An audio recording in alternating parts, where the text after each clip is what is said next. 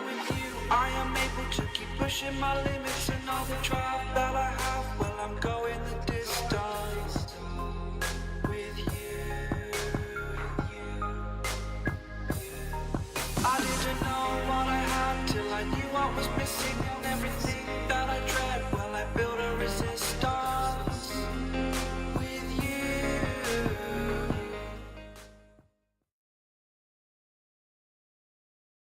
Okay, welcome back. So we did have a bit of a technical issue there. Hopefully it is sorted out and it doesn't happen, but that seems to be the trend of the week for me, is technical issues on broadcast. So we are hopping straight into game 2 now. Sorry for the delay. It is York University against St. Clair, and York University JV does have the first win under their belt in this best of 3 series. So, DJ, we know that they have changed up their rosters, or not rosters, but their champ select for this game. How do you think it's going to go early on? Oh boy, that is really the question of this game here, Syra. These are two very, very aggressive compositions. It's not going to be like game one where we see people kind of happy to wait 6, wait to scale, see if they can team fight. Nope. Everyone can make plays, especially on the top side of the map. I expect to see both these supports roaming aggressively once their AD carries get one base or so to get, a component and can keep themselves safe. They really don't have kill pressure. So this is going to be about the 4v4, about the top side completely, because there are so many playmaking tools. There's so much skirmishing power, and these teams want to get out and running in this game as quickly as humanly possible so they can snowball it out of control. Yes, especially with assassins, you want to snowball as much as you can. Now, we do have some safety tools, we'll say, like Fresh can Dragon's Rage take an enemy out of there, and Silence just has so much sustain that you should be okay. So overall, it's going to be questionable. If you can survive the Assassin's Burst, you should be okay. But if you can't, then the game becomes a whole lot harder to play. So this early game will be crucial, and now we see Fresh doing the reverse Uno call, you could say, and invading the lead alt early, and this time he does actually get the camp steal onto the ROM. Yep, it is a full reversal of game number 1. We'll see what the Elite All can do here. He's going to get some help from Omuro this time around. Fresh does have a red buff, though. You have to be a little bit careful. Okay, he died. Oh, he should live. He lives. He has to live. Okay. But a great heads-up play there by Omuro, using the Shadow to bring the Lee Sin under tower. It almost worked, too. But still, that will be delete all with jungle priority now. The CS may be even, but he is on the map, still be able to get that CS being able to farm. And we see the pings go down for an invade. Oh, this is a risky invade, I feel. But they're going for it. And they are going for it here to lead all.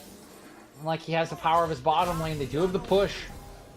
This is an interesting 3-3. If they get the lockdown, they can definitely get the kill, but otherwise the poke is very powerful from York. Okay, Fresh goes in there. He hops back out. You can tell these teams want to fight. Here we the go. direct line goes in there. They're on combo. Combo's locked down. He flashes over the pit wall. 80's flashes as well. Now the lead all is exhausted. He should be able to pick up a kill here. But the sustain is too much. But Silence does drop. What? Fresh is going to drop as well. That's 2 kills for Peter, who is locked in the pit as well.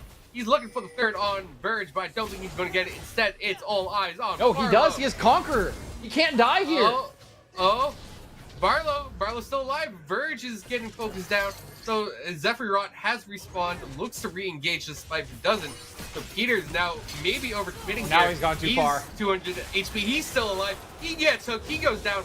Barlow goes down. It's a bit of a cluster fiesta here right now, and Zephyr has red buff. He's regenning up. Fresh is there. Fresh picks up the kill onto Hades. There's no magical support getaways so far in game 2.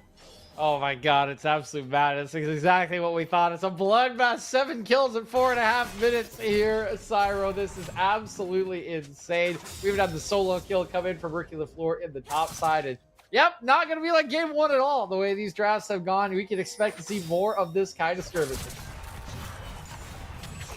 Yeah, speaking of skirmishing, we do have Rick LaFleur going onto Aqua Anthony in that top lane, and even without the World Ender, I think Ricky managed to end Aqua Anthony's world right there, at least for the time being. But actually, wait. Ricky is up 2 kills. Yeah, he got a solo kill earlier. What? Yeah, while the fight was happening bot lane, he got a solo kill. So that's his second.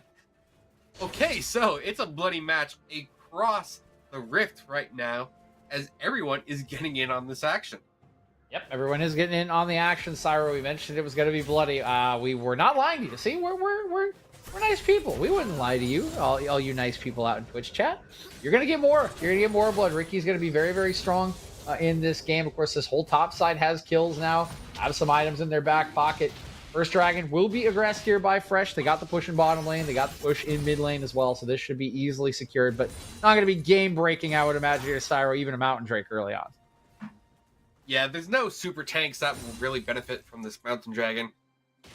So, yeah, it's nice to have it early for your Dragon sacking, because this is about 2.5 minutes earlier than in Game 1. So Fresh, overall, looking pretty good, I would say. Now, Zephyros has the red buff mid. Not doing too many great things, but right now, it's... I want to say it's kind of stabilized. You know, it's like a 200, 300 gold dip, depending on the minion wave. And Zed is level 6 and could look for potential play in the mid lane, especially with Delete All there as well. Whoa, Delete All. He is going in real deep here at level 6. They're going to go 1 for 1, and Delete All will walk away. Fresh is ticking level 5 here. Cyro will... they'll trade back, and this is exactly the blood we were talking about. Quantum has to dash on away as he hits level 6. Very, very strong in that top side is Ricky. Peter also pretty strong. He's going to get another kill for himself. Yeah. Should be fine. Yeah. Verge makes it to the tower, and Hades doesn't quite find the follow through CC needed to potentially force a dive there. But either way, this is a very, very bloody match. Already 11 kills in the game, getting close to that 2 kill per minute mark, and I don't think it will slow down anytime soon. Neither do I. Both these teams, again, they very much came into this draft. They wanted to show their stuff, I would say, here, Cyro. And they have done so thus far. I do not think it is going to stop, especially when Delete All will be getting his Onslaught of Shadows fairly shortly here. Fresh will be getting access to the kick. There's another solo kill for Ricky LaFleur. Oh, boy.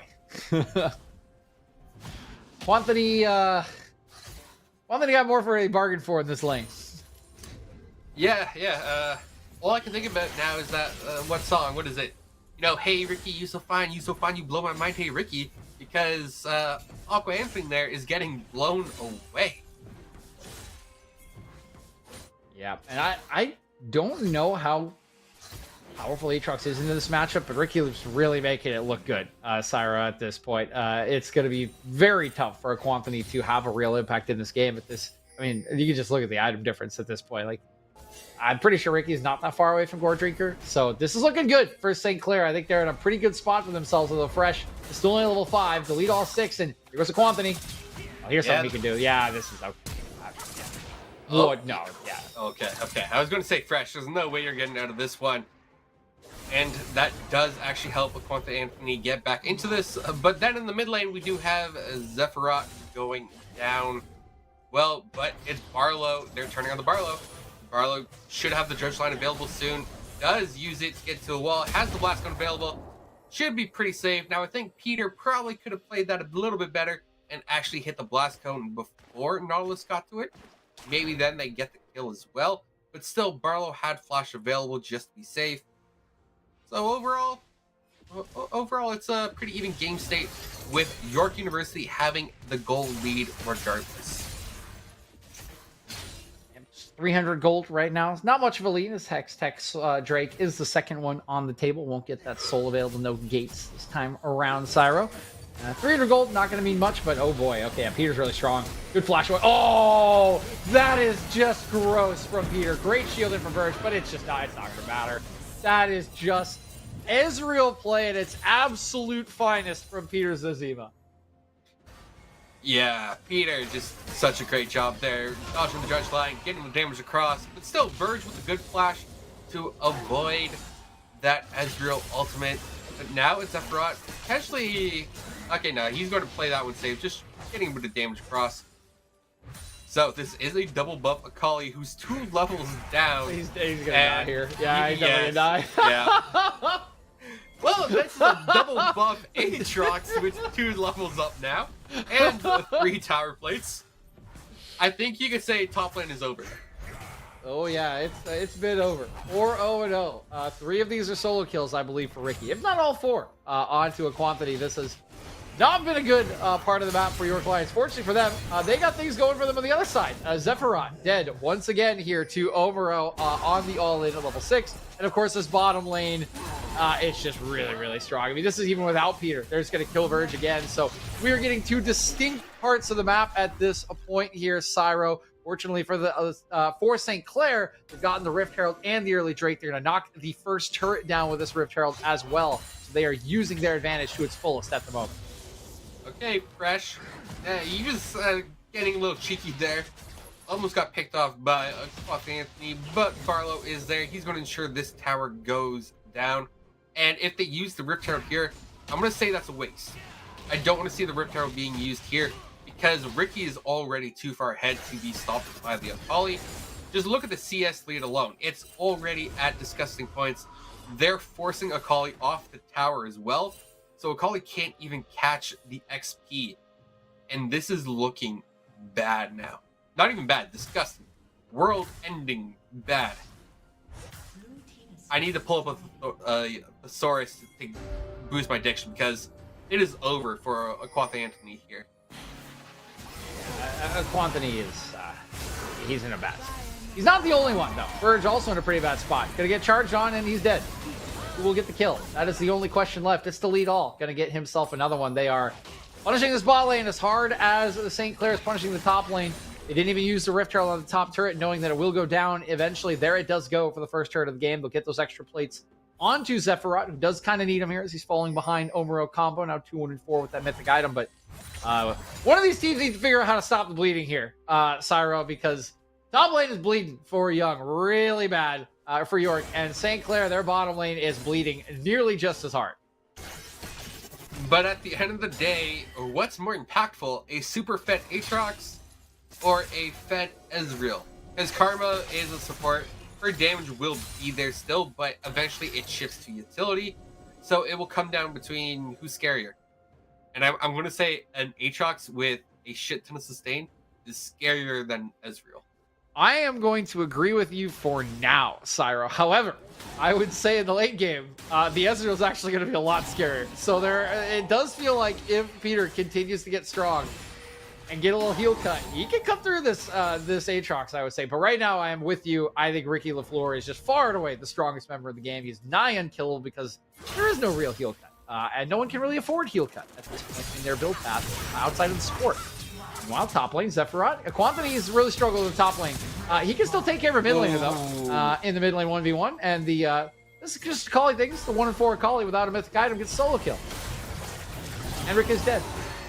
Oh, is he? Wait, is he yes, Ricky! No, Come on, Ricky! No heal cut! He's got him. What is got it? him. He's healing through the tower. Wait, damage. Peter's here. Wait, Peter's here. Okay, Oh, Peter gets shoot. that. Oh, no. That's a shutdown on the Peter, too. Oh, no. That's not good. Peter's going to get another one. Oh, okay. Yep, okay, he got another one. okay. Triple kill. Okay.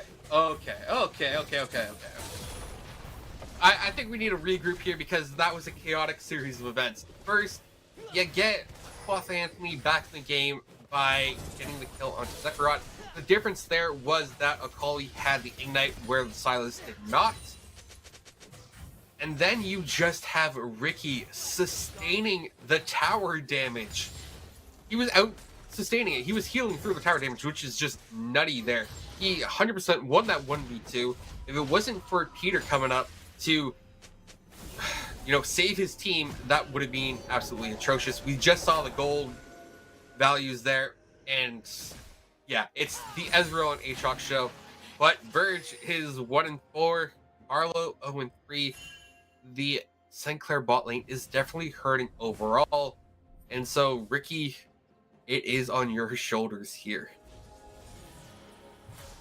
really is at this point, Cyro. It really does feel like LaFleur against the world, much as it is like Aaron Rodgers against the world, right? His coach is Matt LaFleur. Ricky kind of has to take on that mantle right now.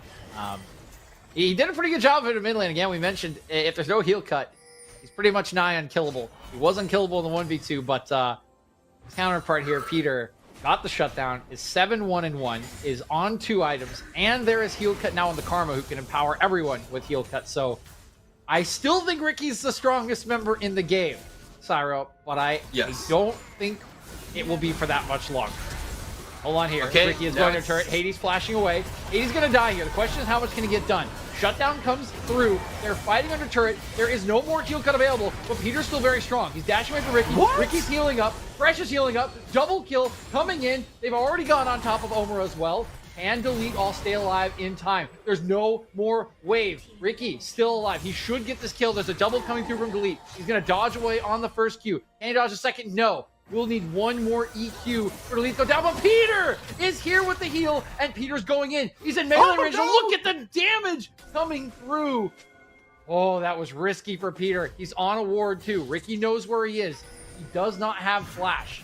Really hard to close the gap. Doesn't quite hit him with the edge of the Q. Here comes Zephyros to try to help as well. It's the ulti. Can't get on to Peter. Oh, no. Peter is still dancing away. W, Void Seeker into the ult. There's the shutdown for Verge. A little bit of vengeance for all the camping in the bottom lane. He'll get a 600 ult shutdown as well, and Hades now in trouble. Will kite out with the shield. What a fight from St. Clair.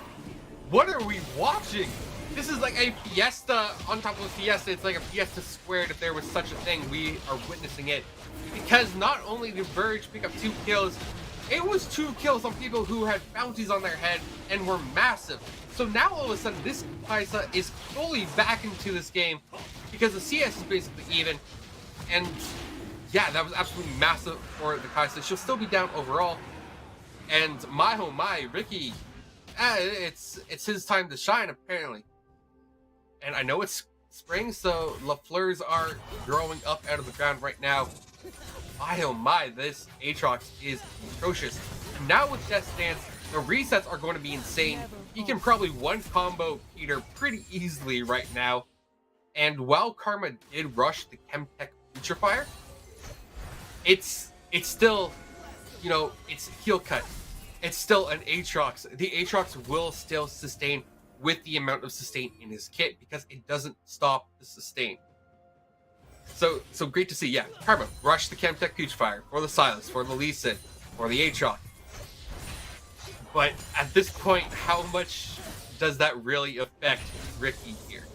I think it really just depends on how many shields can be applied, right? Like last fight, they killed Hades right away, and so the heal cut dropped off as the Quantity gets another solo kill on Zephyros, by the way. For holy crap! Okay. This is this champion.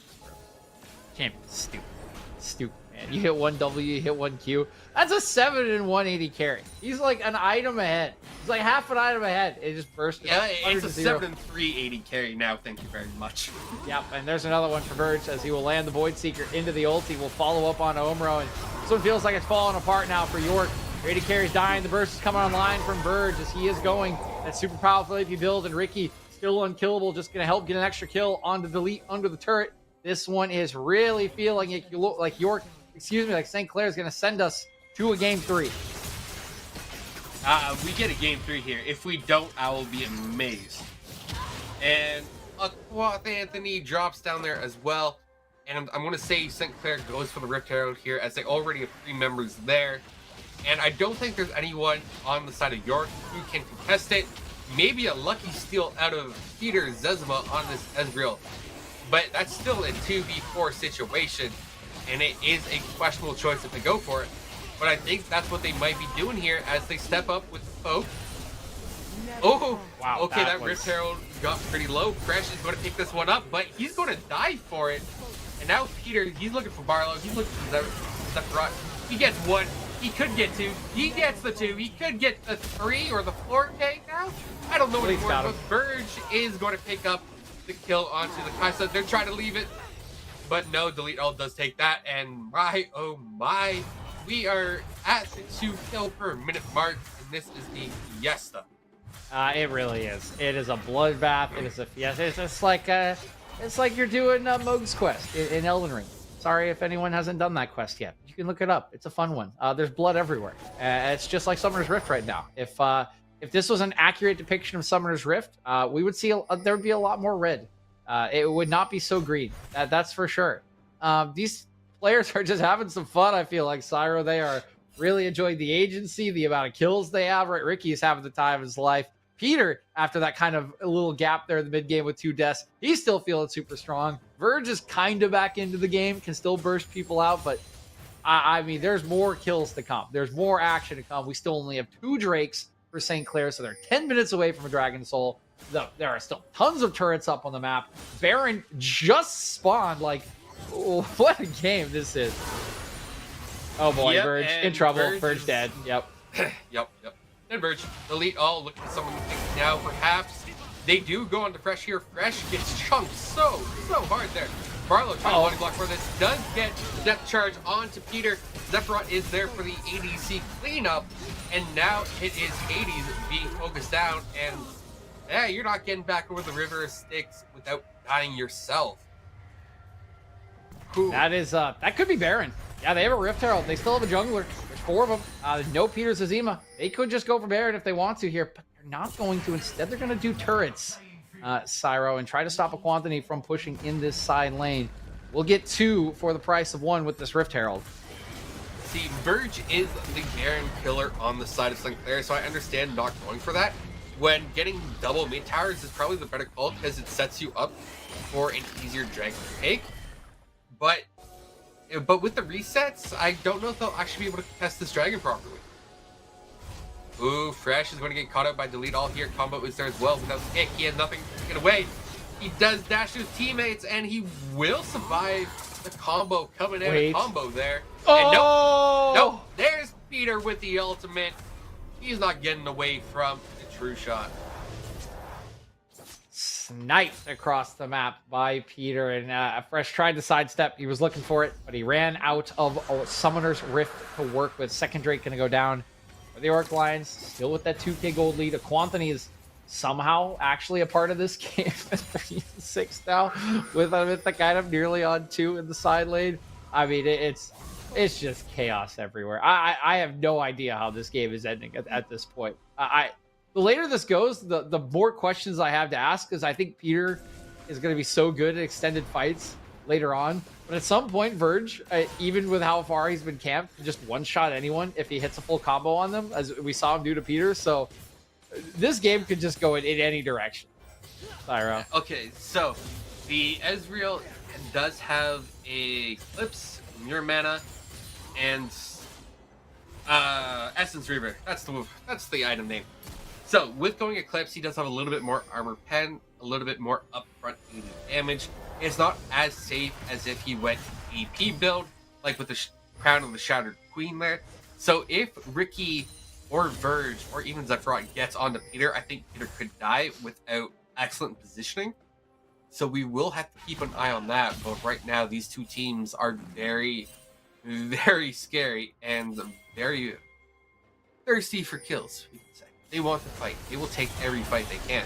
And Verge, Verge is going to get almost one shot. He got one shot. That's so well done by Delete All. He recognized where the ult was going to go, predicted it with his Onslaught of Shadows. They take out the 80 carry. Jungler, though, still alive, and there's a fight to come.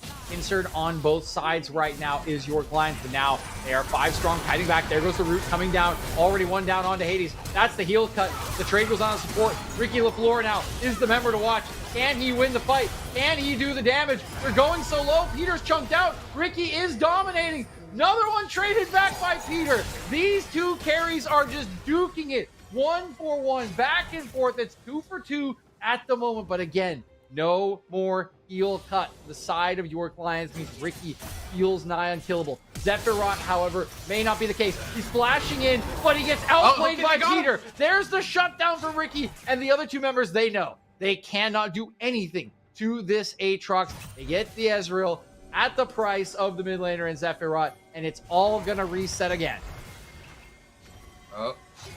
Yeah, Ricky is just way too scary here. Now, Quaffy Anthony is there as well. Delete All is going to try and kill The They Aatrox, can't the do Aatrox this, right? is Yeah. way too safe right now, way too far ahead. And the Aatrox is sitting on full 3 items here. He's got the Death Dance, the Gore Drinker, the Mal Mortis, or whatever it's called, the APMR Life Shield item. You know what I'm talking about. He's got it. The Akali can't kill him. And, oh, the Blast Cone over the wall gets deleted. And, oh my lord, shields are there.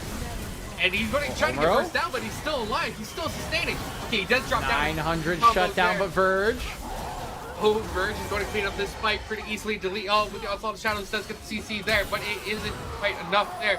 Peter's trying to make something happen, but he is a little bit late, so not in range to really get his damage across with the Mystic shots.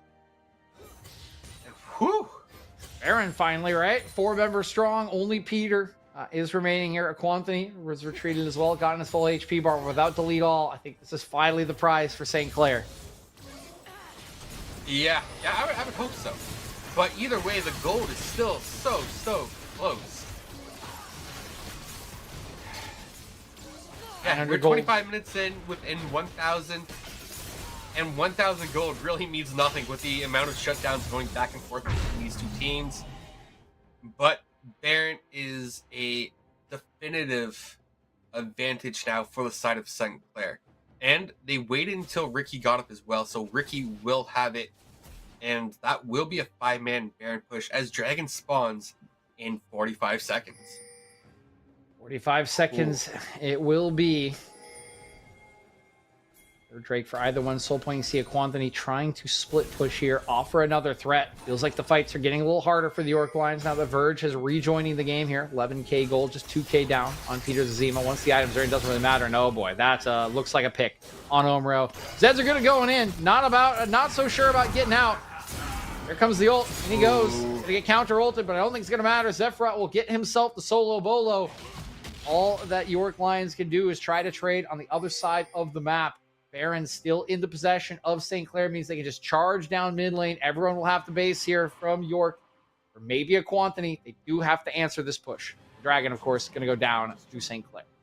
Yeah, they recognize they can't contest Dragon anymore, so they shove out mid pretty hard, which means that the minion wave is now just getting into position with St. Clair. They should get their backs in time to be able to defend this inhibitor tower for the most part. There's enough damage, but they are actually going to fight for it instead. And that's just so much damage to delete. Oh, Barlow should go down here as well. But oh my lord, what is Ricky's healing? This is not okay. This is criminal. So Hades is running for his life because the horse is dead. Peter's dead. It doesn't matter. It just seems like the lions are being poached to oblivion. Get these lions onto some sort of endangered species act. Because I think that's just game. Is coming. I think it's just game. Yeah, Peter's still down for 26 seconds. Ricky can't really die here. I think the turrets just fall. There's no ult on a Quantity. He's down as well. Omro going to get kicked back. There he goes into the ult. It's not going to be enough, and that is just game 2 going over to St. Clair. We're going to go the distance here, Cyro. Whew. Whew. So, St. Clair picking up game 2 in their best of 3 series against the York Lions JV team. And I'm just incredibly impressed with their comeback performance. And my oh my, Ricky basically felt like he had the team on his back. Now, credit where credit is due. Verge had some really great picks to stay relevant. But just look at this gold graph.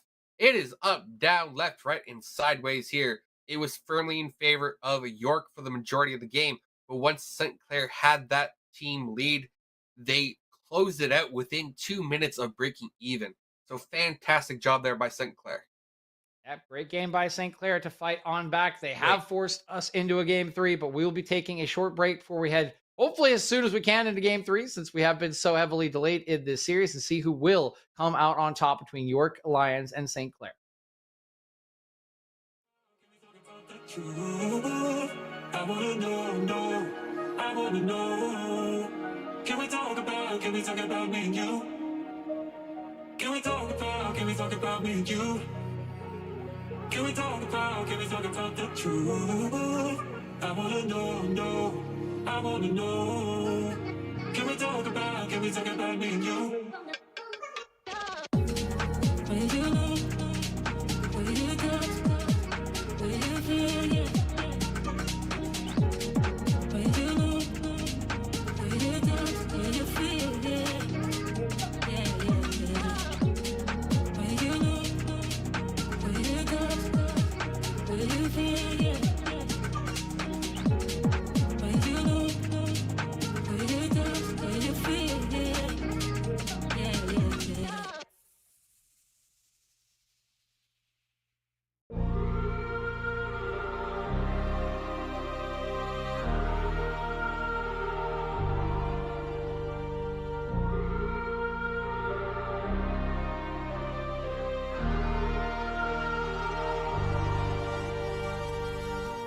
I wanna know your dark side.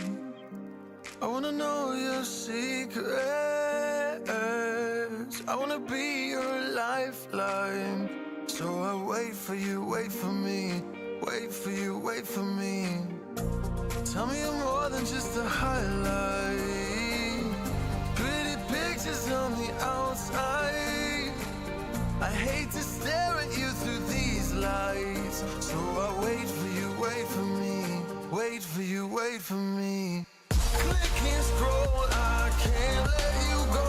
They say I'm addicted to you. Click and scroll, I can't let you go. They say I'm addicted to you. Oh, oh, this ain't love, no, no. This ain't love, no, no. This is artificial. This ain't love, no, no. This ain't love, no, no. This is artificial.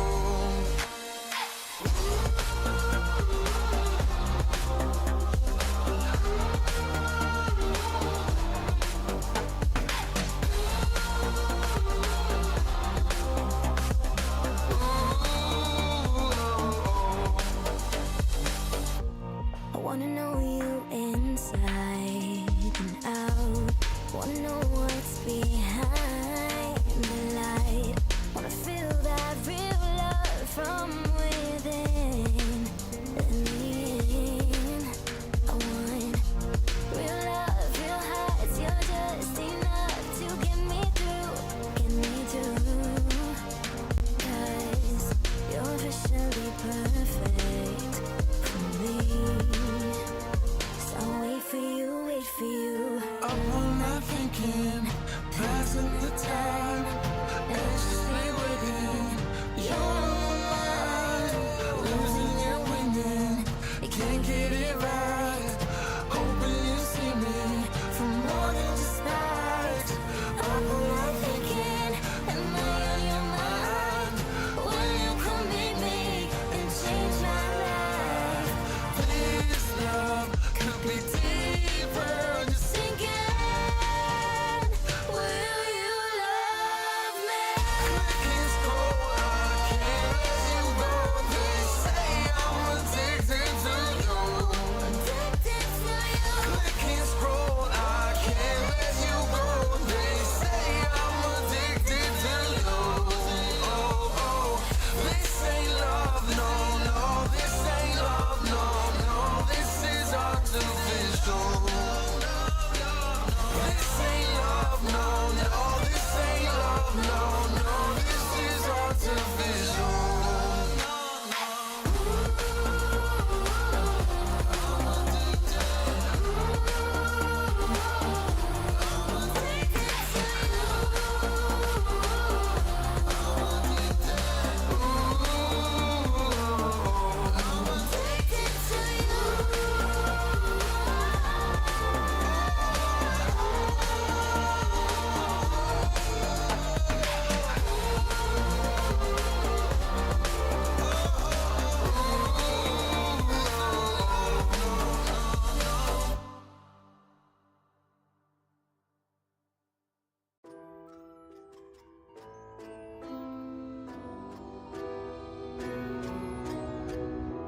I need a scarecrow after what you did. 'Cause all of the birds know that I'm almost dead. I'm barely breathing. I'm barely awake. You left me in pieces. There's no more to break. Don't wake me up, not in this century. Don't wake me up, 'cause you're just a ghost inside my head. You're just a ghost, you're never there. You're just a memory on my lips. 'Cause you're just a ghost inside my head.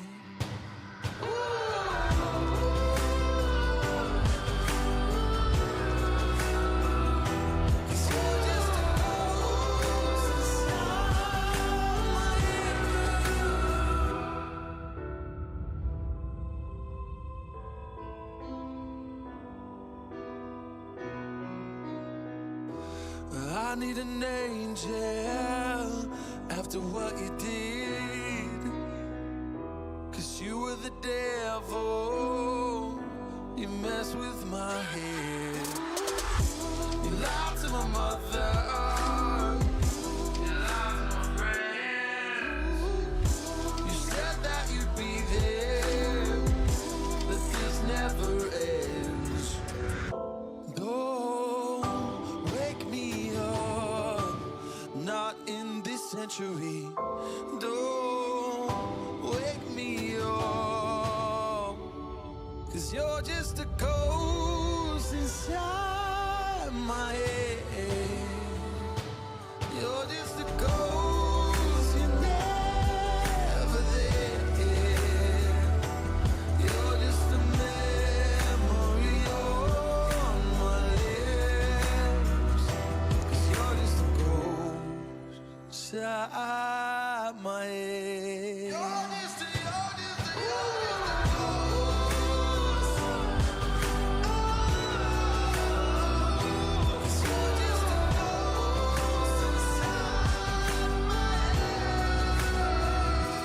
You're just a ghost inside my head. You're just a ghost, you're never there. 'Cause you're just a ghost inside my head. You're just a ghost, you're never there. You're just a memory on my lips.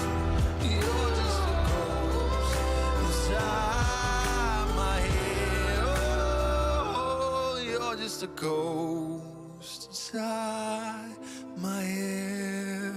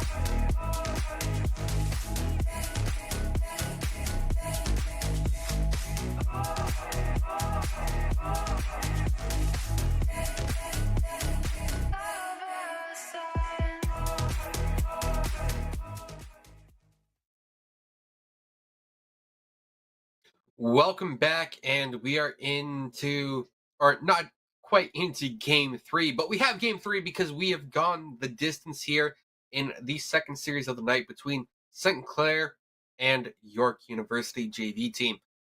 So it has been a hectic, chaotic, bloody series for both games, and I don't think that will change for game 3. So DJ, how are you holding up in this series? Because I know this series is taking away. It's wearing down my voice. That's all I can say at this point.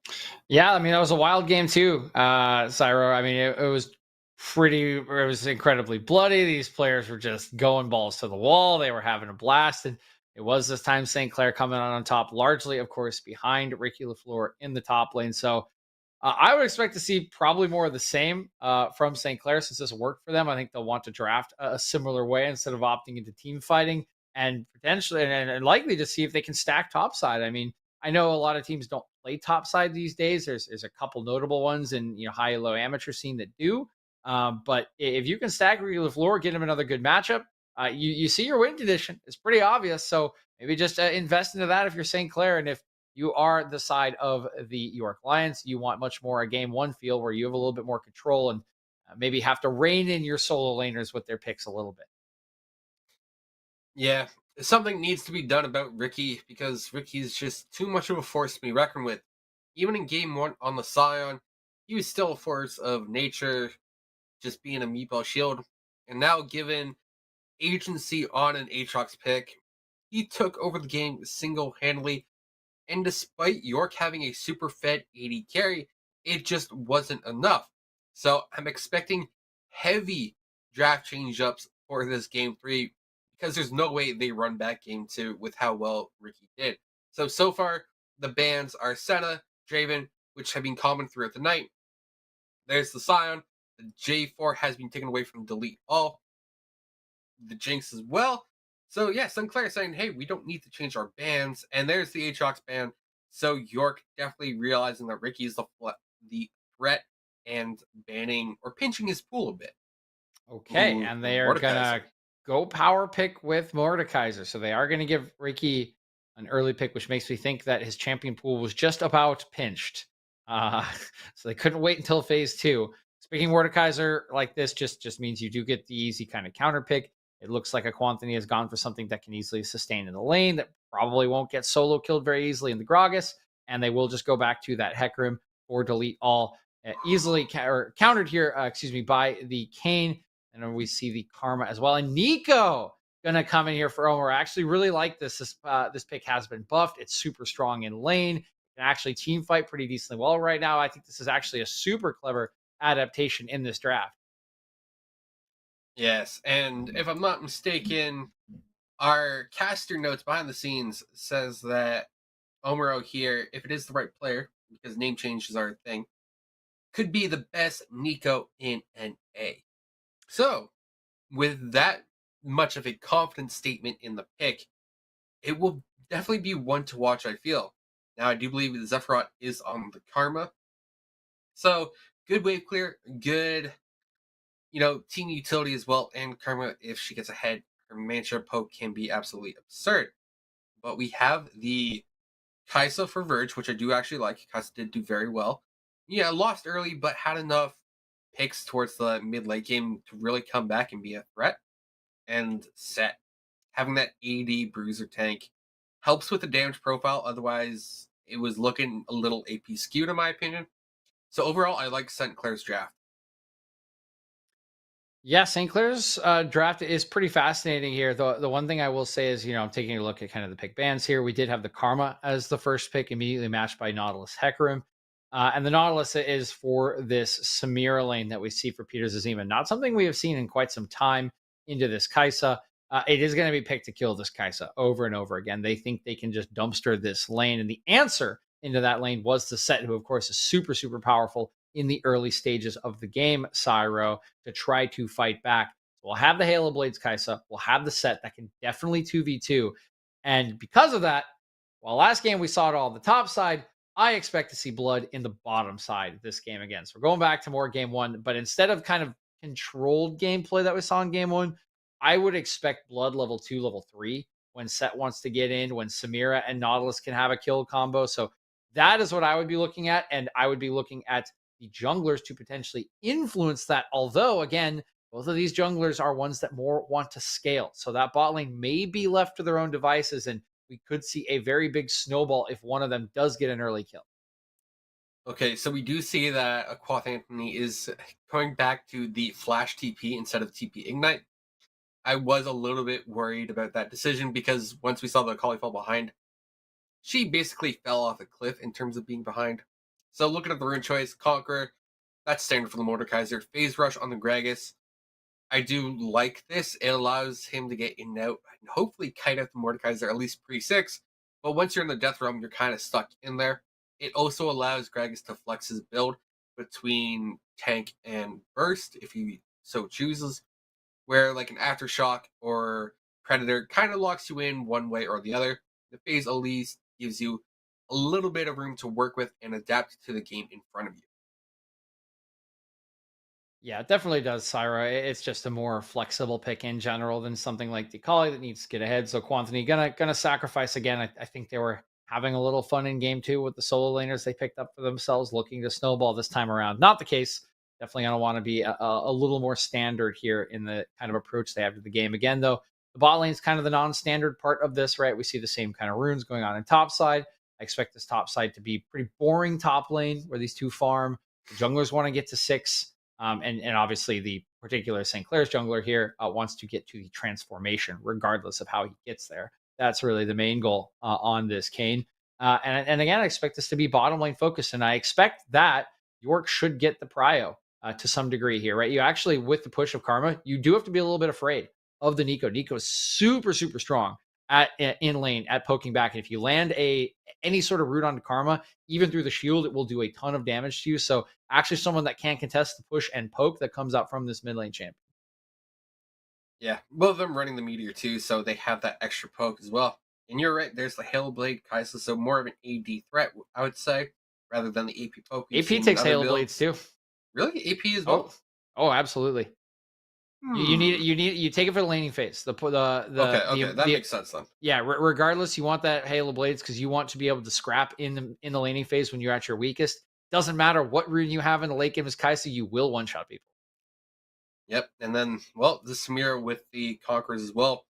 And now both supports with the Glacial Augment.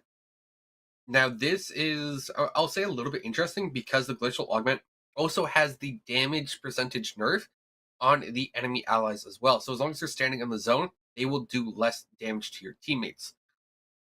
I could have messed up the wording, but the gist is they do less damage if they're in the zone and slowed as well. So if they get that onto the Smear, that could actually be pretty huge when they look to trade. Yeah, I think you got it down there, right? That is why this rune is just so popular, right? It makes escaping essentially impossible once you do land any form of CC. And as you mentioned, it does also reduce some of that speed and damage that comes out in the all-ins. It's just so important at this point for any sort of support. So if you are still taking, outside of some very specific situations, if you're still taking, Aftershock or whatnot, don't do it. Take this rune. It's just better. If you have CC, it's just a better rune. If you're playing like Lulu, like totally understandable, right? Take Airy, take Guardian, whatever, if you're playing Enchanters. But if you're playing CC supports, take this rune. It is just better. It's just straight up better. I don't care what elo you're at. Like, you will absolutely cause goldies like me to just rage every time they get hit with a hook and die because they just can't get away. So take it. It's great. Yes. Now, it is a rune that you do have to get used to because you are sacrificing the defensive stats that you would otherwise get from Aftershock. So there is that trade-off, which means you're feeling a little bit more paper thin as that frontline support. But we do see right away that York is stacking the spot side. 5-man. Verge should be able to get a ward down here. Gets a little bit late, so that is going to be a flash for flash. But that is the 80 carries flash down, which is, I would argue, the more valuable flash to get. It is the much more valuable flash to get. We actually see Core JJ do this quite a bit whenever Team Liquid runs out in a 5-man stack and he's on Nautilus, champion he likes a lot. He will just flash. If he sees someone, he will just straight up flash because he knows, especially if he's taking Hex Flash, which Hades is, his flash is just objectively less worthwhile than their flash. So this is just a trade up for York Lions, and it makes that already volatile bottom lane even more fascinating and even more appetizing for the junglers. But Aquanthony, he's in trouble. Run Aquanthony. Okay, it's just. That was a good body slam by the Gragas to get the space needed to walk that out.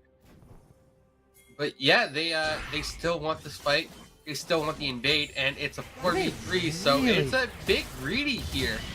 So they have plenty of damage. Okay, Ricky, he already has the passive proc. I think this is what they're relying on, but they do have all the members standing around him. They need to focus down Ricky, and they're going to get first blood. Not the start that St. Clair wanted. And now Zephyrat is in trouble, being collapsed upon by Peter. Of course, it's only level 1, so he doesn't have a lot of abilities. And want to go too much further. Orc will take their winnings and walk away with the early game advantage. Really tough start for St. Clair. I don't know if that's actually an advantage, though. Oh. To explain? The reason being is that it gives a full minion wave of XP over to the bot lane of St. Clair, which means that they will hit level 2 first. And you already see Hades is basically next to dead, has to reset. If he doesn't, it's a bit troll. And so the bot lane for St. Clair should have a relatively free laning phase here because Hades and Peter are just going to be so behind in XP. We did see that Peter caught up to level 2 as well. But I'm going to say that Verge could be level 3, level 4 before Hades catches up in any significant way. So it's Yeah. definitely a trade. Now, Yeah, delete. Go on. Okay. No, wait, keep going. So as I was saying, it's a trade. The gold went onto the Gragas. Now, Aquath Anthony hasn't been performing well. He's held his own, sure, but now we have this fight breaking out bot lane, and we see the level advantage coming out for the side of St. Clair, and it's Ton of wreaked damage. havoc. And Barlow's staying alive too long. Delete all goes down, and Peter's level 3, but Hades is still only level 1 on this Nautilus. And they should invade the blue buff here. Okay, so yes. Are they? Are they? Maybe no. Okay, they are just going to leave the blue buff there. So that's what I mean. They had the level advantage bot, so as soon as the elite all came down, they were able to collapse and get the kill. The kill did go into Barlow, so not the greatest place either. But in terms of getting the XP in tempo, it does help out so much.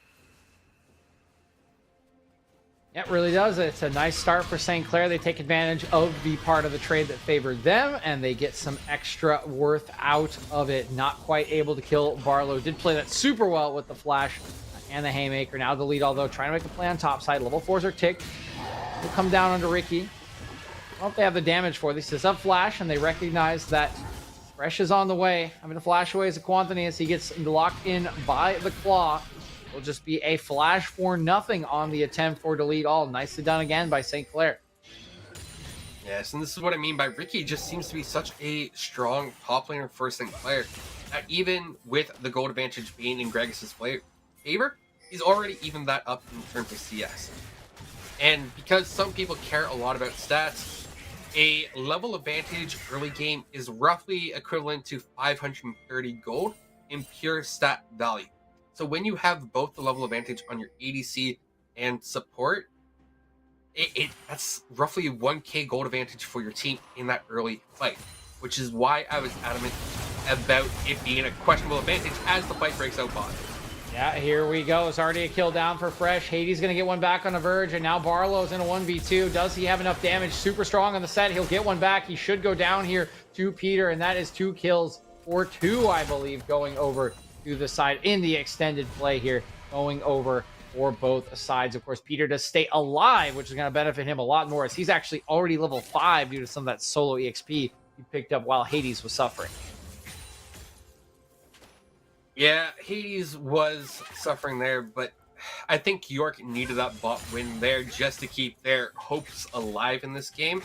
So Barlow is going to look pretty fearsome with the Boots of Swiftness and look to roam as well, which he's already doing onto Omero combo, who's pretty low on mana. And, a great juke with the... what is it? Oh, double root. And They're going to go all the way in, but level 6 is already Zephyr. Doesn't really matter. And the Karma going to get the heal out from the empowered W. Not going to root up his Omro, but here come the junglers. Level 4 only is going to be delete all, but Barlow is kind of caught out on the top of the fight. He will go down. Doesn't matter how strong he is. There's the flash in. There's the follow through from Peter, and York all the way back on top. Yeah, York coming out ahead once again with these team fights. And all because Omro was able to have such a great juke with the shapeshifter ability, or shape splitter, not shifter, splitter. You know, the fine print can be hard to read at times. But yeah, just a great heads up play out of York. They collapsed well. And even though Peter's down in CS, up 2 kills, so the overall gold is fairly even across the map, even though it's 700 gold difference between the teams. Not going to be too bad here. So Quantity just farming up his wave on the top side here. Fresh trying to get as much as he can back on the end of that play, but still going to favor York Lions, who have turned the gold deficit they had around. It really hasn't, as you mentioned, been that big for either side at this point in the game, but getting it turned around is very important for the momentum of York. And there is Peter Zazima picking level 6, of course, such an important mark for this Samira.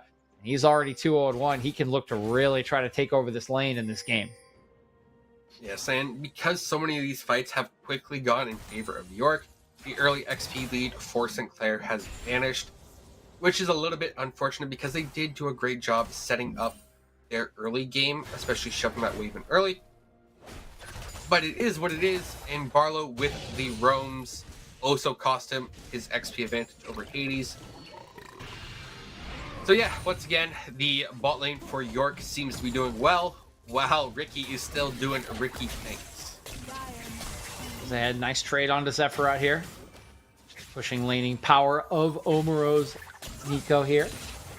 Doing very well for himself. Up just a little CS. You'd expect that against the Karma, but he has been very impactful in that big play that gave the goal lead over to York. A little bit of trade of farm around the map. Fresh has ticked level 6. The lead all should be very close behind him. About to take that onslaught of shadows. But again, 6 is necessarily the mark for Fresh. What we're really looking for him is the transformation. So very much even out. And now talking about this bot lane, out comes the ultimate. And this is where Samira just takes over. The lead all is going to go down. But this is still a favorable play thus far for York. See if Fresh can do anything about it to try to turn this around. Will not be able to do so, and it's always an Inferno trigger diff when it's Samira time.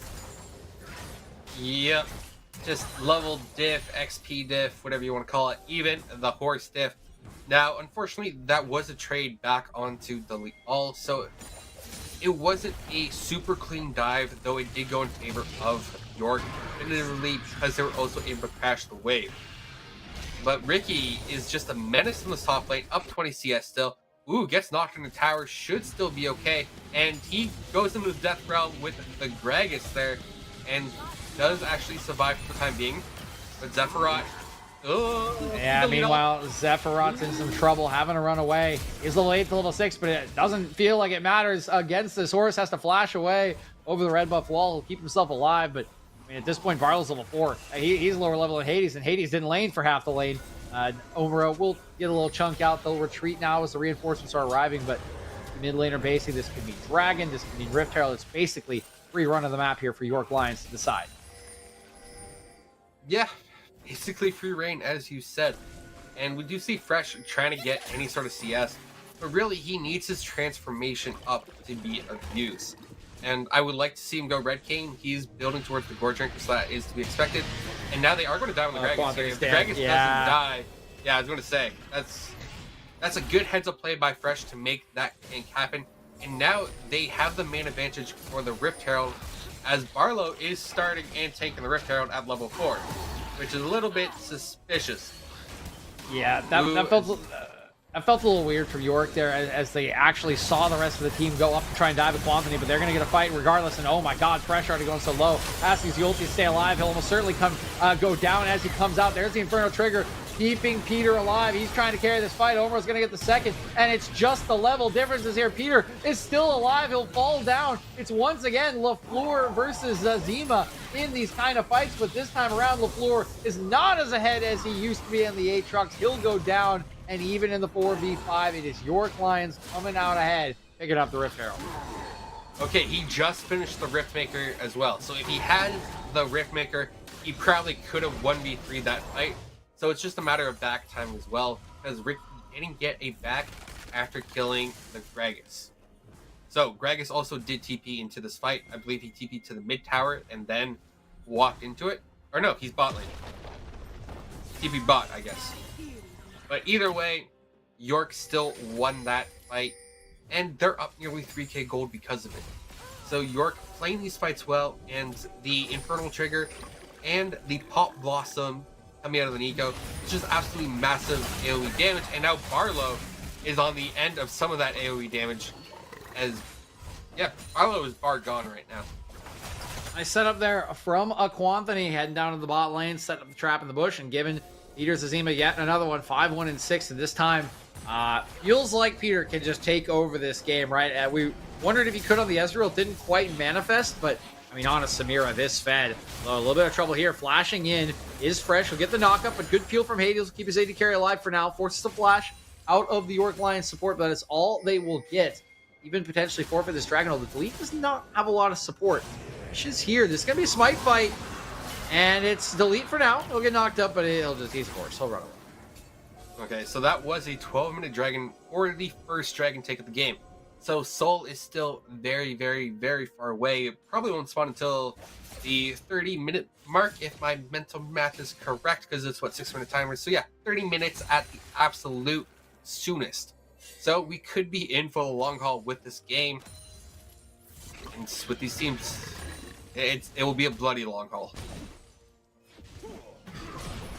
again, 19 kills in 13 minutes. Not as bloody as game 2, but you know, we promised you game 2 would be bloody. We were right. This one, not quite there, just based on champion picks more than anything else, but we could see quite a bit more.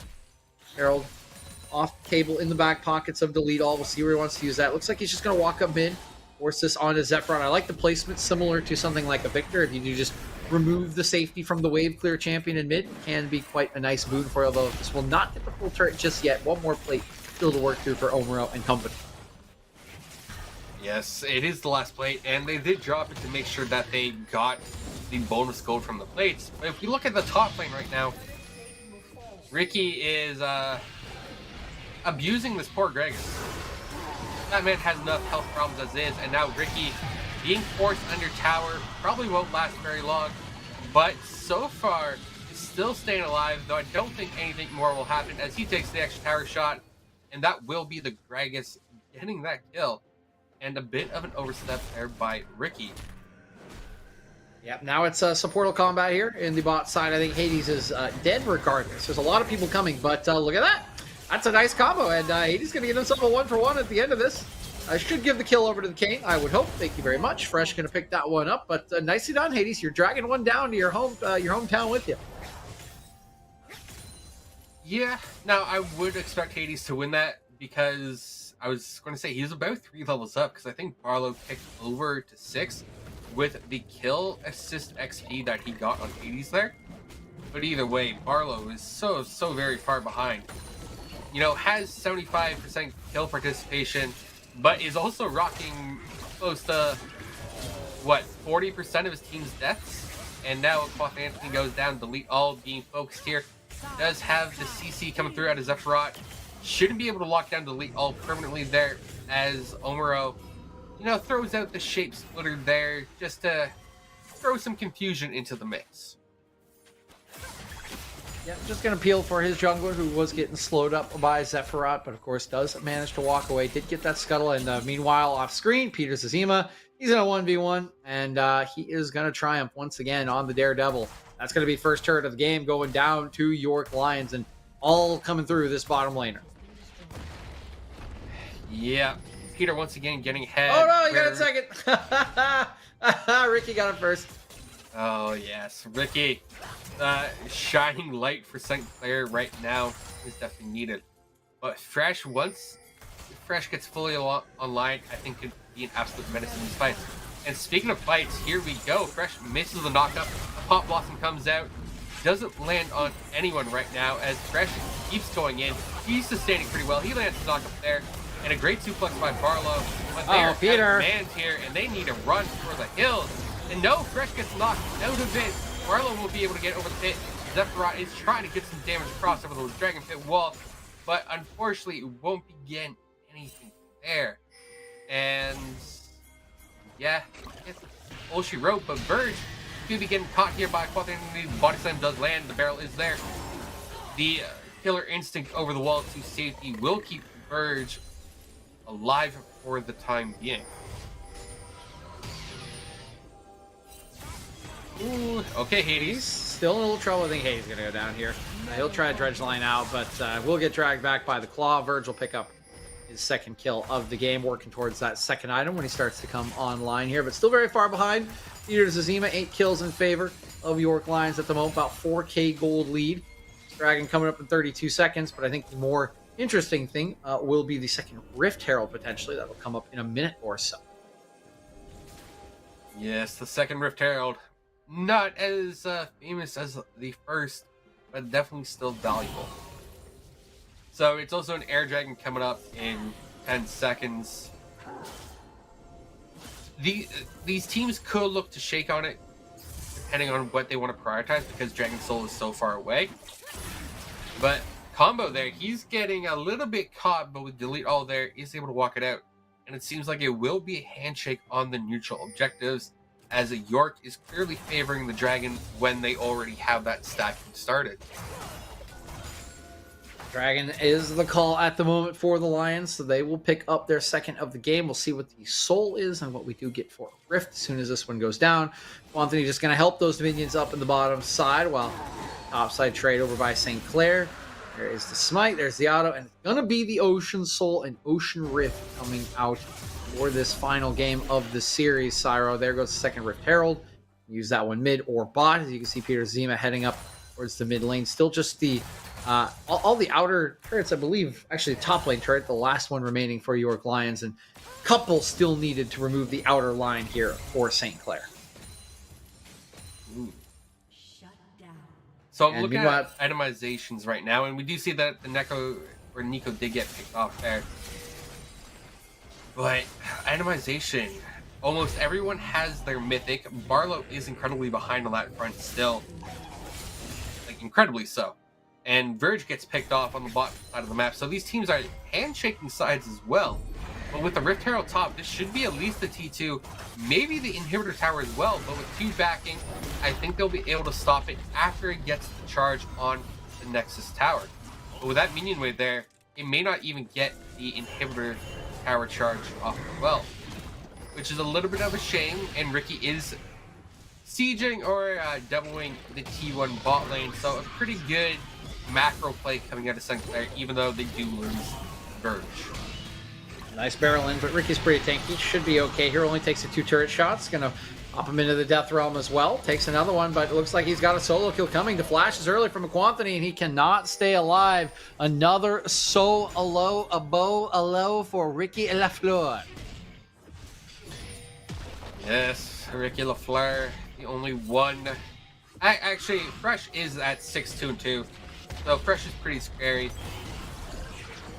Ooh, okay, there is a He clap in on trouble Ricky now. Here we go. Yeah, coming on in is the lead all, but struggled to get the kills onto this top laner all series long. Finally gets it down. Peter actually going to get his Inferno trigger as well. Has to use Exhaust onto Fresh. He's in a lot of trouble. The shutdown could be coming. Ulti out, shield in to try to protect Peter. Still has the Cane on top of him. Peter going to go down 700 gold, but there's a huge Pop Blossom for Omro. Now it's about kiting out. The TP coming back in. Verge has already used his Q. He hasn't used his ult just yet. Can he use it to get away? He's looking for an angle. Can't find it. Omro will get the kill. Now Fresh is alone on the top side of Quantity. Just chunking him down. In goes Hades. Almost to his death. Now to his death, but they will finally delete the jungler. It is Delete who gets the final kill for the ace.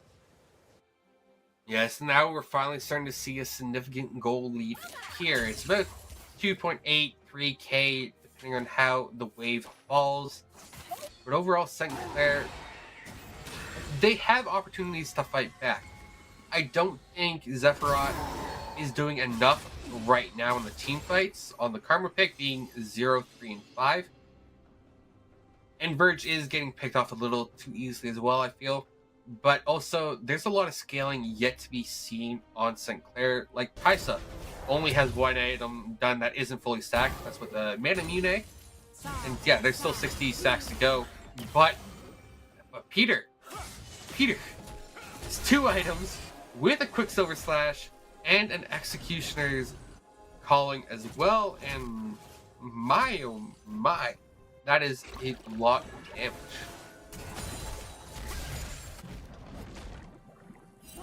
On these waves now, as mid still yet to fall for the York Lions, getting into that mid game portion here. 21 minutes in, 2 Drakes. Next one in a minute 20, of course, will be a prize in the eyes of the Lions. They can get their pride the kill here at some point. They're looking for that pick. A lot of vision being walked over, but they're just gonna retreat. And I get the feeling we're not going to see a lot of action until this next objective spawns, Cyro. I think that would probably be the right call too, because if they take a fight now, they risk losing that objective before they even have a chance to fight for it. And the teams are still relatively close as well. So it is Ocean Soul. So I think this is what the 3rd unique soul we've had in this series as well, which is pretty fun but annoying as well. So it does mean that heal cut will be all the more valuable, as we do see it on 3 members of York. But right now it is a fight for the vision, as Dragon is 30 seconds away. But York does have vision priority. Oh, Delete just going straight in onto Verge, trying to delete the 80 carry, but it might have been a little early. TP comes in for Ricky Lafleur, and that's actually split this fight up. The jungler on the wrong side doesn't have the Onslaught of Shadows. A little tricky to approach this Dragon for York Lions, again, their big thing. They need to keep Peter safe. He's a strong member. He's going to get knocked up, though. Has to use the W early. Has to flash away. They create a wall around him. In goes Barlow. They haven't quite gotten onto the 80 carry, though. Working on the S. Working on the Inferno Trigger, but he's down! Down goes Peter! And that's great news for St. Clair. Yes, there's been a trade kill on the backside. Both 80 carries are gone. Zephyros going to fall as well, but Aquanthony is super low. He's basically dead. 1 foot in the grave already in this 3v3. And Ricky LaFleur, main man, still alive here. He gets passive very soon. Delete has to head for the hills, and this Drake looks like it's going to be headed into the back pockets of St. Clair. Yes, this was just a huge win by Delete all there. Buying time for a quad. Anthony to back the TP back in with full HP. And this dragon is still up for a contestation as combo goes in for it. Does go over or get killed by Fresh. Delete all goes down here, and now it's the Gragas being focused down. I think they will have this kill secured. And in the extended fight, it does go over to St. Clair to claw back half of their gold deficit, and I think are already looking towards Baron because there's still a 20-second death timer on Delete all. Yep, they've got the backs spaced here. They have them staggered. Delete is still dead. That is fake Delete. This is not the real Delete all. Swap on over, and now what can York Lions do? They need to try to deter this Baron, but it's already below 50% HP. Ricky's just going to zone him off. This one is going to go into the back pockets of St. Clair. The question is, can they get out? I mean, Ricky's making it look like the answer is most definitely yes. And after taking the first game of the series, things are not looking great for York, although they will get a pick onto Fresh as he tries to run away. Nice positioning from Omaro. Go down this Baron buff and push. He'll get clawed in. There's a lot of follow-up at the moment. There's a lot of appetite for it for St. Clair. They need to get back to face of the Barons, though Ricky he's just fearless, man. He's just walking in. He knows there's no combo on Omaro, and yeah, Hades gonna go down here. Ricky is just absolutely dominant. Peter gonna get a kill on the backside, but he's in melee range. He's definitely gonna die here. Ricky's just gonna get a quadra kill by practically standing still, and York Lions cannot do anything about Ricky LaFleur. Yeah, Ricky LaFleur is making a case to be the MVP of the series. I think even if they lose this match, he still could be. Because yeah, he's 9-4-5. He has a 700 gold bounty. He's 2.5 items. He's a monster. And he is building towards lasagnas. Has a fully stacked Dark Seal as well. And so it could all be about Ricky right now. Now, one thing I would like to see come out of York, but I have no idea who would actually build it, would be a Serpent's Fang. That could be an oversight in their draft, not having anyone to build Serpent's Fang, because you look at the shielding coming out of St. Clair, and if you have nothing to combat that shielding, like a Serpent's Fang, the heal cut alone probably won't be enough to do anything about it. Yeah, I agree with you here. Syro, there is really no one that can build that item. Not really going to happen for Hector. Really, Samira, the only one that can do it, and I don't really think she wants to. Already had to set aside some gold for the QSS to make sure she doesn't get pulled into the death realm.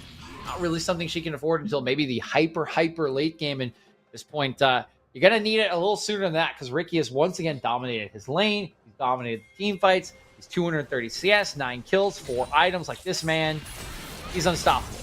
Omaro is through the laning phase. It means he is not as useful as he once was. Hard for him to clear waves. Can't do anything about level 17 Ricky and Claire with Ricky and Baron buff to bust this game wide open. Still have a tiny little gold lead, but it will get bigger as these turrets do fall. And of course, again, they have Ricky LaFleur, which might just be all you need to get wins in this league. And okay, we're getting the fight, and we're just going straight on in here. Shielding already being popped here by Hades, trying to keep his teammates alive. Barlow has stayed alive. A little bit of a split fight here. Fresh has to go into a body, but he's going to die inside of that body. Now Zephyros is in trouble. The shielding going to get cut down, and it's split calls, it's split decision-making, and it's a great punish by York Lion. Yeah, it's looking pretty rough right now, but Ricky is still alive, and when there's a Ricky, there is hope. Yeah, Quantity going in. 1v3. Yeah, okay, but Ricky, he's a mid-4. This could be very dangerous for York. He's looking for the first kill. He's going to get the bonus stats. Now he has to walk on back. His teammates are dying. Peter Zazima has already used the Inferno Trigger. Here comes the second kill for Ricky. He's going to go into the stopwatch. Still has his passive ticking. He's going to get a third on Hades. They can't kill Ricky. That's 4. Does he Gave have him the flash? penta. No, he can't get over the wall. He's looking for it, but there's no way for him to chase down Omuro. But you just can't stop this man in the top lane. Give him the penta, damn it. He deserves it. Okay, fine. Don't give it to Ricky. This is why you lose. Because Ricky is just too much. Okay, so Baron buff has run its course now. Ricky, level 17, highest level in the game. No one can contest him. Not even 4 people at this point. Maybe if they had their entire cooldown arsenal available to use just on Ricky, and Ricky somehow lost both of his hands in a tragic accident, maybe they could kill the Mordekaiser. But right now, that's seeming like an impossible task, as this Mordekaiser is full build. What? Where did this happen? Well, he had 4 items before that fight, and he got another 4 kills, so that's why. Yeah, but when I last looked at items, he was like 2.5, working on Zanya's. That was before the first 4 kills. Then he had 3 items. Or 4 items. Now he has 5. And now they have a second Drake. And now they have another kill. There's a nice pick out and a nice reposition. And Peter has to flash away. He'll stay alive for now, but I mean, Ricky can take this turret pretty much infinitely. They will not get the kill on the Peter Zima. They will, however, get his flash, meaning he is very vulnerable for this next push. And I mean, York's just split out over the map. Hades inside the, Fresh inside the base. He's inside of Hades. Going very low, burning down. He'll have to walk away.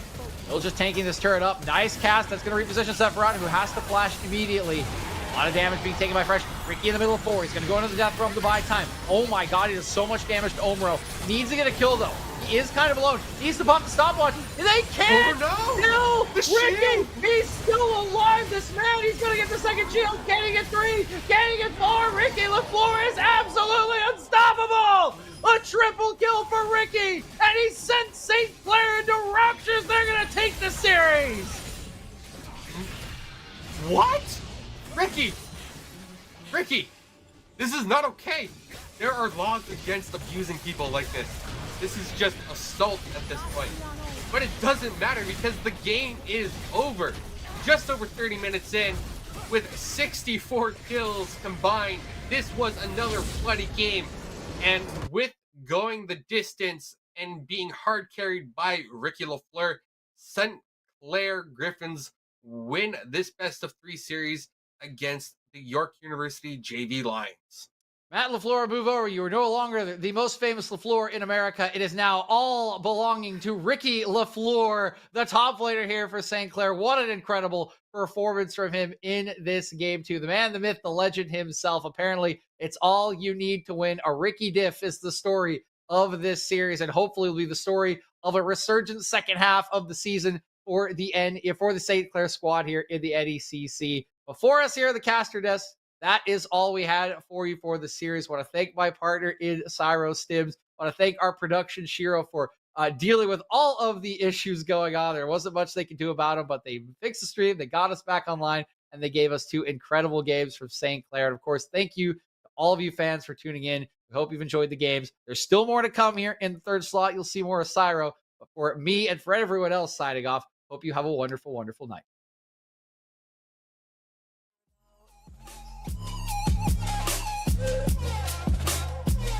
When the lights turn out,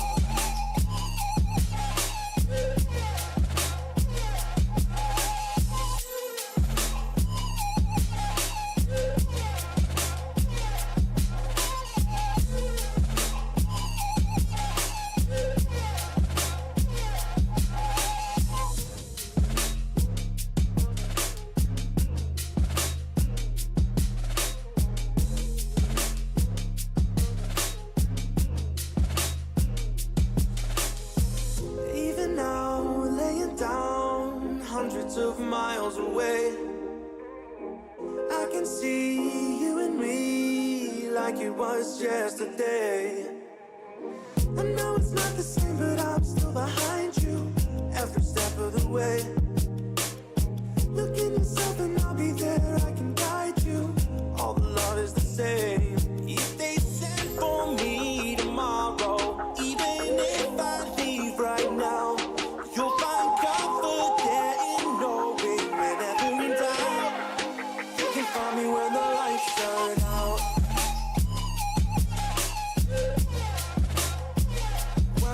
lights turn out.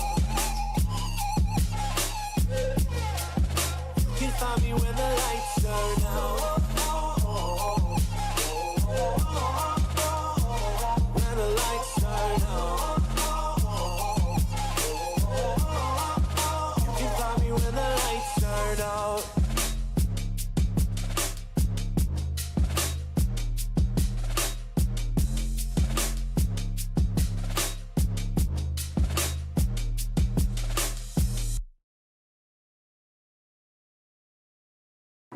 I need a second to take a breath, to keep me guessing with what you said.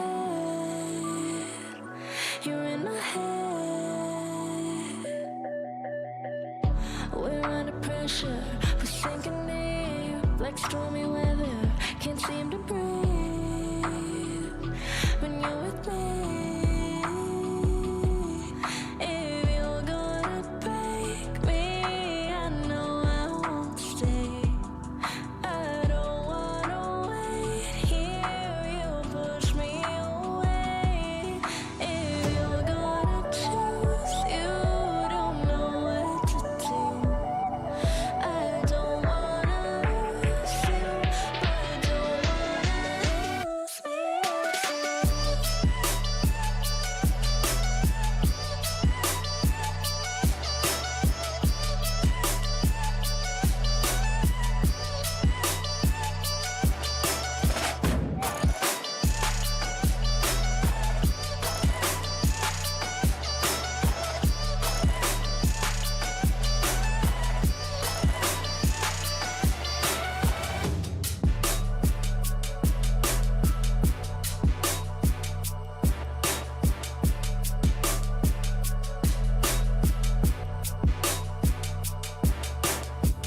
so complicated, don't mess it up. Feeling frustrated, it ain't enough to fix a love.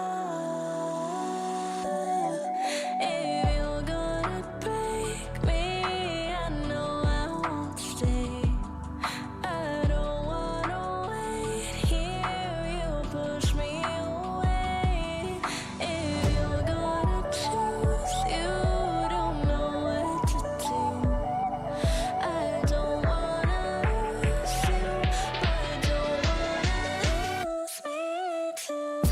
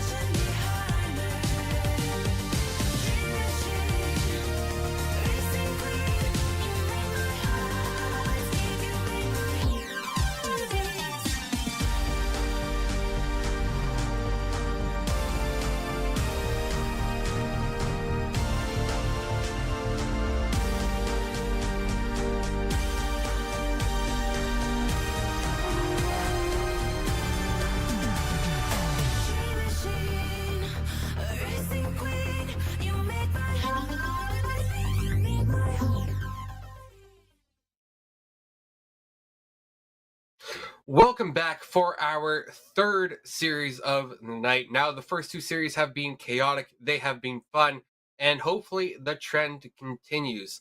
So, in this series, we do have Butler University against Harper College. Now, both of these teams are in the Emergence Navy division, and Butler is the favorite team at a record of 4-1. So, this is week 6 action, and I am joined here on the casting desk with Hawk. So, Hawk, how are you doing tonight? I'm doing great. I just got back from vacation, so I'm actually feeling pretty amazing. And I am so excited to be back here on the NECC casting desk. Like you said, Butler, 4-1 coming into this match. But hey, Harper, they're also two, so a bit of a higher table matchup that we have here, and one that could be pretty important moving forward in the season for both of these teams. Yes, yes, because we are into the second half of the season, because I believe it's a 9-week regular season, and then we get playoffs. So every win will count for these teams, and getting these wins now is better than never getting them. So Absolutely. Butler already looking fairly good, and we just saw an extremely bloody match between St. Clair and York University. There was a heavy priority on the Heckram, though the Heckram lost every game, which was surprising. So, do you feel like there's any, or going to be any other meta picks that fail to perform in this upcoming series? I think it's hard to say what meta picks think will fail to perform, because I think even a champion like Hecarim that, as you said, was maybe less than impressive in the most recent series. I do think a lot of those picks are still meta for a reason, as long as they are picked with purpose. And it comes down to the teams that are piloting said champions. If they're able to have the effect that they want to on them, then it will be shown why those champions are considered to be so good. However, to answer your question a little bit, a couple of champions that I do have my eye on, especially in the mid lane. One of them, namely being Ari. She's been cropping up in the meta for the last couple patches. Generally very strong in lane, extremely good skirmish potential, and favored in a lot of competitive environments. But it hasn't exactly performed maybe as well as a lot of teams would say. And I heard a great analogy a couple weeks ago about Ari, sort of comparing her to the as the Renekton of the mid lane, where she basically is picked by teams to win lane and team fight kind of well, skirmish kind of well, and do everything kind of well, but not really do anything amazingly. So I do have my eyes on that champion. I do think it is still good in certain senses, but not always the best. And again, it will come down to necessarily how those champions are piloted, the effect that they're able to have. Yeah, so Ari definitely being, as you said, a resurgent pick because of the buffs that she received. And she's still very, very annoying with all her dashes. So if we see her, we see her. If we don't, well, I'll be just as happy anyways. Yeah, But she can be annoying and very slippery, very difficult to deal with champion indeed. yeah, so we are into Champ Select here for the first game of this best of 3 series. So Harper JV is on blue side and Butler University is on red side. And the red side seems to be very strong with the counter pick if you use it right. So looking at the ban so far, we do see the Samira, which I wouldn't say is a meta pick, so definitely more of a target pick. And there's the Fiora, definitely a side lane monstrosity if she can get a head. Yeah, lots of target banning happening, and I do agree with you. Red side can be really strong if you're willing to leverage that counter pick, that R5 counter pick, as much as you should. However, red side can be difficult because there's a lot of things that you have to ban. Zeri still extremely prominent in the meta. Jinx still extremely prominent in the meta. Two things that come up. Hecarim as well. We were just talking about it. I think a lot of teams would consider it pick ban in the current meta as well. So being on the red side, you do have a lot of threats to deal with that blue side could easily snap up in the first half of draft. But if you're able to leverage that final counter pick enough and get enough of an advantage, it can definitely be favorable. And it seems like top lane is the focus. Fiora, Irelia, and Tryndamere all being taken away. They do not want Harper to get their hands on that. And again, or not again, but it should be worth noting that these team comps were pro-drafted beforehand, and now we are just going through on the client draft. So the order in which the champions are picked is not necessarily the order in which they were picked before. Yeah.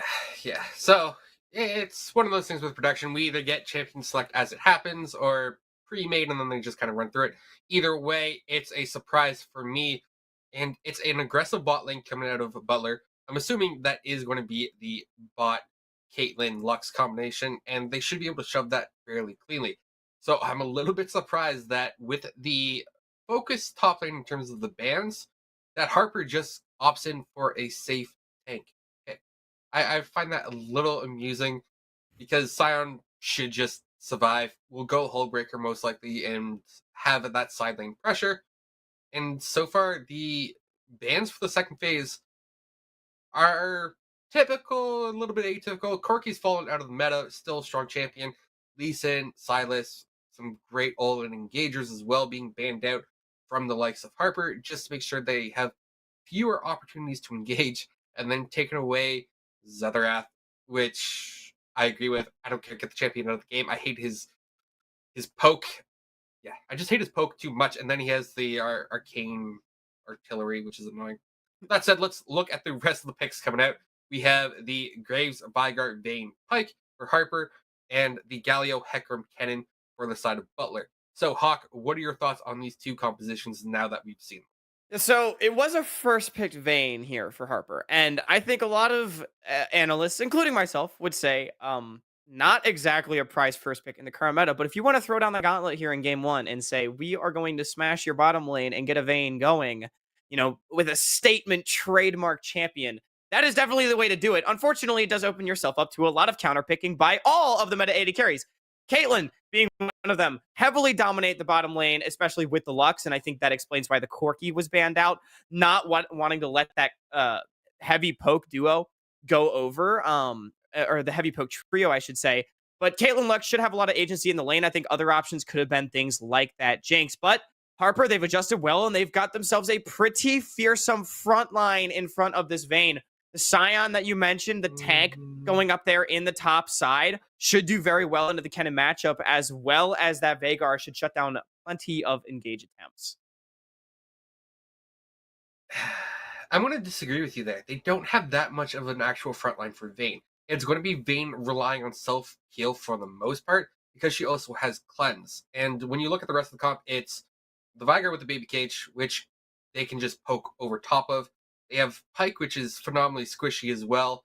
And then the Graves. Now, depending on the Graves build, because there has been a Gore Drinker build, I believe, going around for him, or maybe a Stridebreaker, he can be a bit bruisery and buffy, but they don't offer the same type of appeal for the Vayne.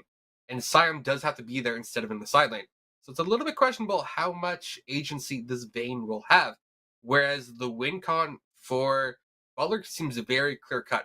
They have the Kennen, they have the Hecarim, and they have the Galio. So they get a flank at all, then the Galio ult on top. They will have a very easy to execute win condition and wombo combo that you just put the Caitlyn and Lux over top of with their damage and burst combination. And that should be a pretty one team fight for Butler, I feel. Yeah, I mean, but definitely my biggest concern for the Harper composition is the range. They will be getting pushed in on multiple fronts here. Caitlyn Lux, especially on the bottom side, will have a lot of push potential. And with the threat of a Hecarim dive, as you mentioned, Pike, not exactly a support that heals for his AD carry the best. So if you wanted to go for a big bottom side with this Hecarim, especially coming through level 6s, you can basically just delete somebody off the map before they even have a chance to react.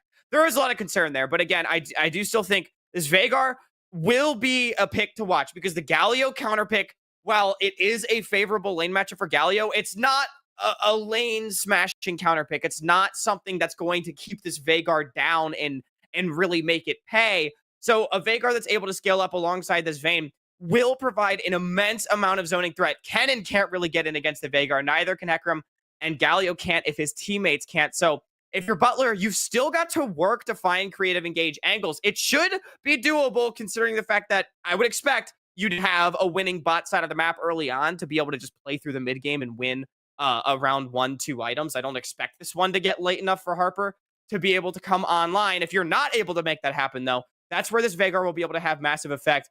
He'll put the ball in Butler's court to find creative flanks where I think they might find their engages stymied. Yeah, the later the game goes, the scarier it gets, especially with the scaling on Harper. As you've been talking about, the Vigor will stack AP, the Vayne will just become a menace and will shred the Galio, the Hecarim, the Kennen. And it could be a matter of just being able to burst those 2 carries. But then you also have the Pike for the execution damage. So this game can very easily get out of hand for either team, I feel, depending on how the early game goes and who starts getting the kills. So that's going to be the story, isn't it? Who gets ahead early? Because that will dictate the vast majority of this game. Definitely. And my one, not one, but one of my other concerns for Harper, though, is, you've got a lot of scaling on your side. And I definitely think scaling is a very good strategy in the current meta. If you're able to have the opportunity for your lanes to help each other, for your jungler as well to help your lanes. And a really major concern that I didn't really touch on before is this Graves pick. I think Graves jungle is just straight up not a good pick right now. I really think Graves jungle is actually very weak. It loses to most meta jungler matchups, as well as not really providing the utility that is demanded from junglers right now. So I think this Graves pick is really going to struggle, and it's going to struggle to help these lanes out if they fall behind. I mean, if you're bringing a Hecarim and a Graves to an early game level 6 skirmish here on the bottom side, Hecarim is going to have so much more impact, and I think Graves is really going to have problems bailing this Vayne out of bad situations when she's really going to need it. So again, I think it plays into Butler, as you said, has a really clearly defined win condition. You win the game through the bottom side of the map. You don't let this game go late. And even if it does, you might have options, right? But you should be able to get such a significant lead by 1 to 2 items that I feel like Butler's comp will be able to just roll them over, and the Graves won't be able to help stop that snowball at all. Yeah. Now Nuno is not in the game, so we don't have to worry about the world's biggest snowball. But the snowball potential is there, as you were talking about, and it's hard to stop something once it gains momentum, because isn't that one of Newton's 3 laws of physics or something like that? Once an object is in motion, it will stay in motion unless acted upon by an outside force, and that force does have to be significant enough to stop it. So it will be rough here, but we are into the first game at last, and it seems like it will be a fairly even start, we'll say. Yeah, just 5 points from both teams. No one wanting to get too spicy, and I think it makes a lot of sense. The level 1s from both sides actually pretty weak, all things considered. Pike Vayne can be a little bit, but outside of that, it's not. There's not really too much to write home about. I would expect both junglers going to want to go towards full clear pass. I've been saying it a lot, but I think if you are Levi here on this Hecarim, you're just farming a 6. Get the 6, play around your bottom side. If you can keep vision with the river, hold that spot. Oh, Atlas here. He was caught out on a ward for the majority there and pays the price. Now, Kennen does pick up the first blood here. Already has a Doran's Blade start. And I would imagine he's just... I'm actually kind of curious what he buys. So he's a longsword. Interesting. Is this going to be a potential split push Kennen here from Neckington? Ooh. Not really something that we've seen in a long time. I don't think since Reckless played... the AD cannon way back in the day, I feel like. But either way, that is definitely a huge pick. I mean, Atlas just way too far up. His team was nowhere near to support him. You're not really going to be able to make you're not able to make anything happen when you are a solo Pike. So Atlas definitely giving away a big one, and that laning advantage for Neckington could be significant. Yeah, we do see that the bot lane for Butler here is setting up something onto Nathan, but they don't pull the trigger on it yet, and they still miss a CS in there as well, which is a little unfortunate. Yeah, but they get control of the wave, and that's definitely what they want. They want to get this Lux Caitlyn already pushing, go for a potential 3-wave crash. You bring this Hecarim down on the full clear, guarantee him a crab, and maybe even an invade for vision on the other side. It's basically just securing this bottom side from any potential plays, as Neckington already going to try to leverage his advantage on this Sion, but Sion is a pretty big stat stick up there on the top side. Yeah, but the range versus melee advantage is always something to take into consideration there, because the range poke will, do poking things. It will wear and whittle you down, and this has to be an AD cannon here, because that is a lethal temple keystone ruin. I'm actually really excited to see this. It's not something I've seen in a long time, and I'm interested to see if it's still good, I feel like my gut instinct is no, but if you're able to make this work out, then it definitely could be threatening. You get something like a Blade of the Ruined King, start shredding down the Scion, it could be big. But remember, Hullbreaker is in the game, and it makes Scion into quite a side lane menace, and one that is very difficult to break down. So I'm not really convinced that this will shore up the Kennen in the one-on-one. And I think it's actually sacrificing your biggest strength, which would be finding those team fight flanks. If dude on this Veigar doesn't have the cage in a team fight, Kennen is basically unperturbed in these fights, and I think that the Slicing Maelstrom but alas, it will not be that, as Atlas is looking for a hook, going to get chunked. Yeah, he got chunked fairly good there. He did step pretty far forward to get a hook around the minions. Now Levi is there as well, looking for a potential dive here. Is spotted out around the corner there, and you could already see Shanathan backing up. They ward the bush there, and the hook for Opa Axe isn't quite there at the time, but they will look for the fight here as Levi goes in, condemned backwards, but they still go in onto Atlas. And the early TP comes out from Dude Robet. And ooh, break cage there separates them into two. Dude is CC'd up though, doesn't find the Yordle snap trap to keep him locked down. And I think both teams just walk away here as Atlas gets a cheeky hook in to try and keep them down here, but I think it's best for both teams if they just walk away from this fight. Yeah, a little bit of overstaying right there from both teams, but I think Butler got what they wanted at the end of the day. They get the teleport from Dude Brobret, and they also deny some minions away from Shanathan to keep this Vayne down. You know, ideally, you're not having your Lux flash away at the end, but you know, it's the Lux flash at the end of the day is not going to matter too much because Levi is going to go back up to the top side and clear right down to the bottom side to keep protecting this bottom side. He's going to keep holding this Lux in this Caitlyn's hand, so they should be okay, and Graves not really at any potential threat of a gank. So you mostly get what you want, even if you're not getting a kill. And it is Butler on the front foot just a little bit in the game. That first blood money keeping them up about 800 gold, as well as mild farm advantages in every lane. Yeah, the important thing there was that Nelly Robin, the Graves, was able to catch the mid wave and push it in, which is why he has a XP lead over Levy there. But regardless, it should be evened up here pretty quickly as the Hecarim goes to clear his jungle. But yeah, overall, it's a fairly stable game state, I would say. Definitely. Both teams have felt each other out so far, and it's only the TPs and top laner left, and we know that pre-14-minute teleports only are advantageous if you're using them to save your team when they're trying to dive tower, because you can't use them offensively anymore.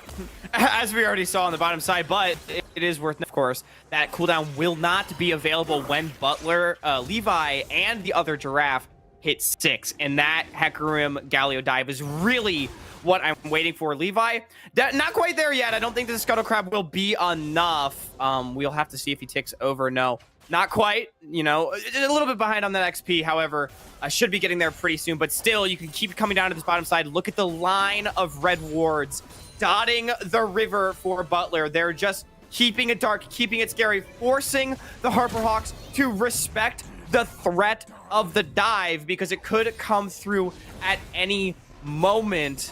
And it means that you are dropping farm, trying to, you know, respect the threat of the dive. It forces this Harper Hawk squad just to back up on the bottom side every so often, and already Carthago up about 10 CS. Yeah, I'm just worried about this Kennen, who hasn't backed yet, so has very poor timing. Is able to trade onto Fortnite Builder, the Scion, but really needs to get a reset off, because he's probably sitting on at least 2,000 gold if I had to take a gander at how much gold he has right now. Yeah, definitely. Neckington, not Renekton. No 1900. Renektons in this game. Going to be sitting on a lot of gold, but you do see that Lethal Tempo actually doing some work up there on the top side. So with that 7 CS lead and the kill, actually feeling pretty comfortable in the one-on-one so far. I'm still holding my breath for when the Hullbreaker comes through. However, when Neckington gets that back and presumably picks up, I don't know, a Noon Quiver? Is that what he's going to go? I honestly have no idea. Maybe like Triforce Cannon? That sounds bad. I don't know. But either way, we'll see what he goes, but it will be a lot. It will be a big gold swing up there on the top side. And even with the gold deficit, or the relative gold deficit in items, he's feeling pretty confident in those trades. Oh no. Oh, maybe, yes. I don't know anymore. But Nathan with a great condemn on Cargo there keeps him safe and alive. Because he got the stun off, Caitlyn could get the headshot because she was no longer in range. So a great heads up play there by the Vayne to stay alive. Though they will give over, looks like 2 tower plates and will lose out on at least 1 minion wave. But Nelly Robin is there to collect it. So it's not the end all be all for this bot lane for Butler. Well, Butler is in the lead after that play for sure. Definitely. It's absolutely enormous that kill did not go over. If Carthago picks that one up, this bot lane is doomed. Now, it's probably still doomed, but it's less doomed with the kill not going over. You're denied a double stacked wave power as well as the Caitlyn picking up plates. This is exactly what I wanted out of Butler. Deny vision on the bottom side. Keep your Caitlyn luck safe to perma push and just let them play the 2v2 and they'll win it 10 games out of 10. And we're seeing it unfold. Now it's unfolded to a 1.7 thousand gold lead at 9 minutes with only 1 kill having gone down. That is a very substantial gold lead early on, and then they're able to transition that into a dragon as well. Shanathan now down the flash means that the gank threat is very real despite the presence of the cleanse. So everything basically going Butler's way. They don't need kills to generate a lead, and that is on full display right now. Yeah, we see that 700 gold lead for this Kennen in the top lane. And most of that will be off the first blood, actually. But still, it's close, and this Kennen should die here, and does go down to the Scion as that unstoppable ultimate comes through.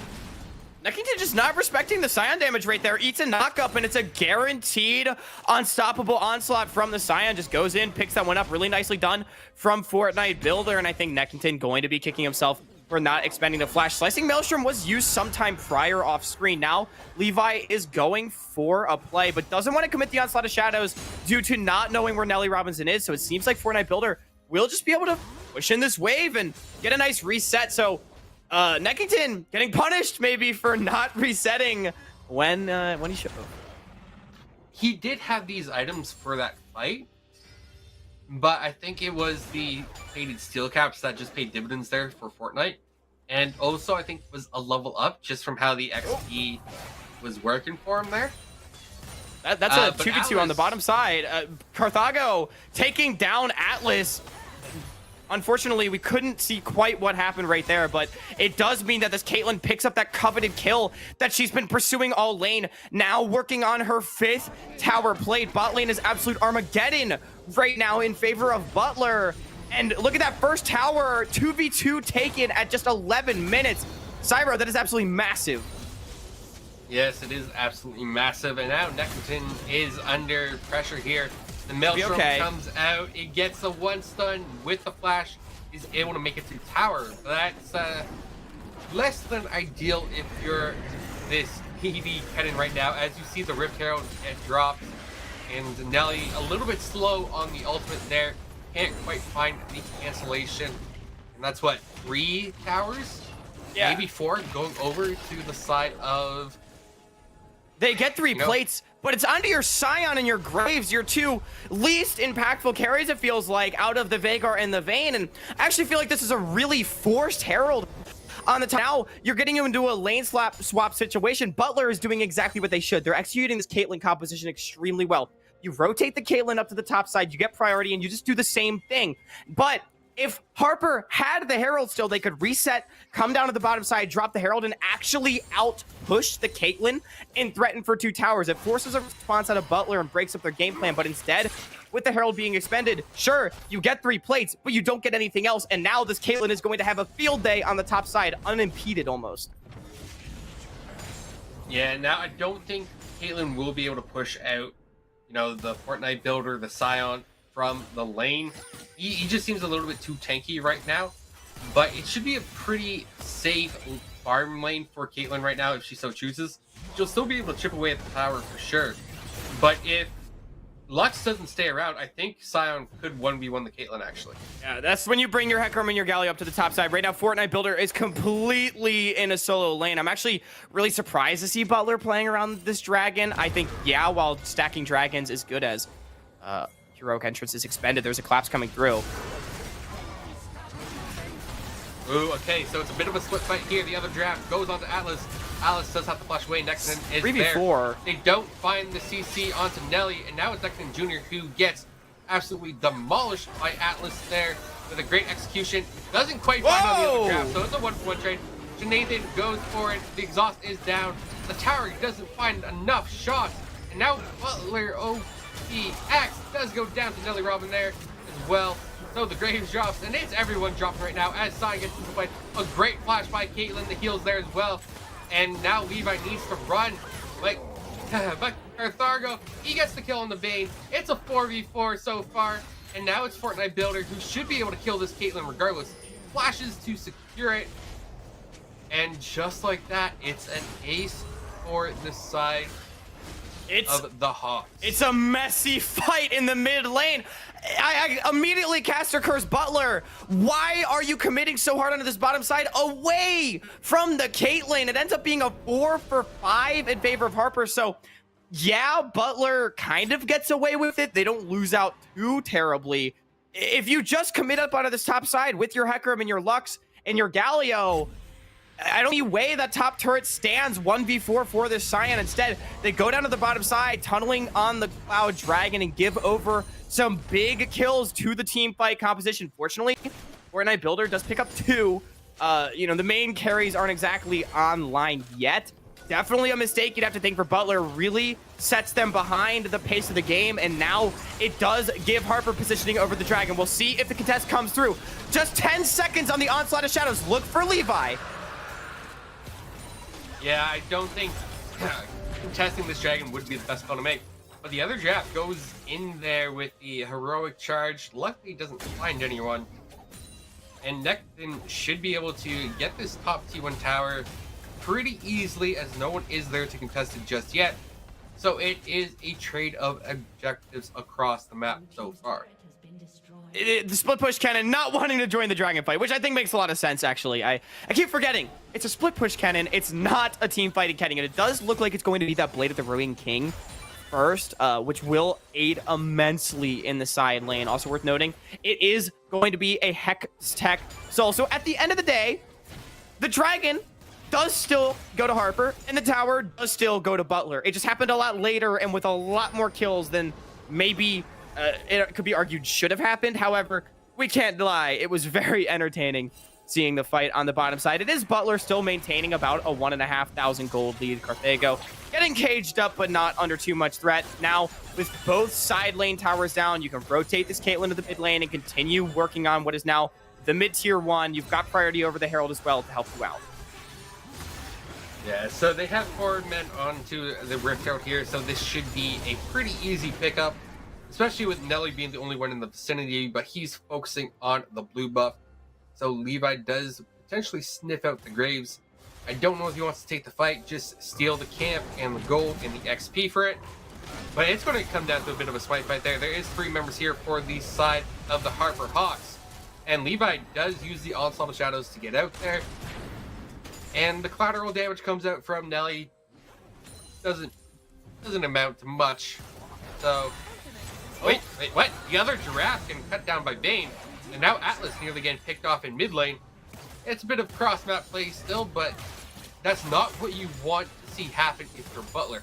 You don't want any kills going onto the Bane, especially if they're solo kills. Oh, I wish we could see these solo kills. I mean, the other draft, maybe it was a bush bait from the Vayne or something. I actually have no idea what happened. But either way, like you said, a kill for Shanathan is absolutely and now this Kraken Slayer Vayne has 2 kills to her name, is actually scaling up quite nicely. Yeah, the farm is maybe not where you want it to be. However, those kills will really shore that up. And if this Vayne does get to 3 items, she could be a threat. Again, the range differential between these compositions is definitely a concern of mine. But if Dude Bro Brett is able to get the cages to deny the engage, I don't know if this Caitlyn and this Lux will be enough to solo zone away the the composition of the Harper Hawks, who have a lot of hard engage in their own right. Yeah, it's definitely precarious for either team right now, because if Harper Hawks step up, they get poked down. But if they engage just right, they could run over the Butler team, because the Butler team is not that far ahead. They were up 2k gold, but that gold lead has shrunk down to just over 1,000. And what's surprising is that Fortnite Builder is doing pretty big things on this Scion. You know, kept up in farm with NECC Jr. on the cannon, so won the lane arguably as well. Has 3 kills, is looking pretty disgusting as a tank, and I believe that will be the Thornmail coming out next for Fortnite Builder. Yeah, it's definitely possible. And the game, as you said, has stagnated and not in Butler's favor. The gold has actually shrunk a little bit, but most importantly, it hasn't been extended. And if you are this scaling team fight composition, that's what you want to see. And I think a lot of it comes down to, I'm going to go on a bit of a tangent while the game does slow down, that, you know, Butler, they played a really nice early game, but a trap I see a lot of amateur teams or collegiate teams fall into is trying to do too much when you have an early game lead as you transition to the mid game. We saw Butler, they wanted to swap their Caitlyn at the top side to get top tier 1, but then they also want bottom dragon. You can't do both. You don't want to do both, as there might be a bit of a fight here. Teams just staring each other down, and seems like everyone maybe will peel back. Skill shot still being thrown, and Double Onslaught comes in. Oh, there's NECC Jr. He has the 3-man stun. This is the heroic entrance on top. Now it's Levi in the back lane causing havoc. He goes down. Another punch in, and Giraffe gets another one. And Opax there takes up a kill on the back end of that fight. And that was quick, bloody, and chaotic, but ultimately still goes in favor of Butler. 2 for 3 in favor of Butler. A huge flash engage from Neckington. It doesn't really do much damage because it's a Blade of the Ruined King cannon, but it gets the stuns, and that's all they needed. The counter engage is there. Butler finds the fight. They find their dragon. And this plays exactly into what my previous point was just going to be, is you don't want to try to do too much. If you've got one really good thing going, keep focusing on that one really good thing. Keep exploiting your biggest advantage, and that was Butler doing it. They fought around the choke point, exactly where their Lux and their Caitlyn want to be, and they were able to find the fight and find it favorably and come out on top. So really nicely done to them. It wasn't the cleanest, but it's moving the game forward. They need to get the wheels on the bus turning again. They can't let Harper continue to slow it down, and fights like that will help them out. Yep. I'm just trying to figure out where they go to from here. It is the Hextech Soul Pick on Atlas. on this map as well. He's gone. And, well, and now it could be a pick onto Opa X there, as Nathan is trying to get the damage across. The NECC Jr. is there as well, and the damage is coming through. Oh, the and lethal that will tempo! be the Bane going down as well. So that lethal tempo on Cannon can come in handy when it's against a squishy. Right now, not doing much, and they are already starting up this Aaron. That's a little bit of a risky call, we'll say. I mean, the Vayne and the Pike are dead, and what's a Graves to do when he's on the bottom side? I think this just is a Butler Baron. Uncontested even. Dubra Brett is in the area, but no contest will come through. So Butler, off of 2 quick picks, just manages to get the biggest objective on the map. You asked where you go from here. Well, I think they answered your question. Find the enemy support and make a play. If you get set up in the river, if you're this Butler team, you're so hard to dislodge. And we just saw that on full display. And it's funny, Cyro, because I still don't think this cannon build is good. However, the damage, the single target damage from that lethal tempo fully stacked onto the Vayne was pretty impressive. Yeah, because I think if you get enough auto attacks on your target, it eventually will stack cannon stun. So I guess you get your CC across that way as well, which is interesting. So the cannon did also go for the Kraken Slayer now. So he will be able to do something against Fortnite because of the true damage. It won't be much, but at least it's something. And it is important to keep in mind, too, that there is some beefiness, I would say, on the Hawk squad as well. Nelly did go for a lethality build, but Graves does still get tanky with the grit stacks, as well as Vagar will likely build some tankier mage items after the Everfrost Rabadon, so you are getting value off the Kraken Slayer. And I talked so much about Hullbreaker. Fortnite Builder actually not opting for that. I think that's straight up an itemization mistake. I think Hullbreaker is still must build on any side laner. And now there's a pick on the other draft, eventually.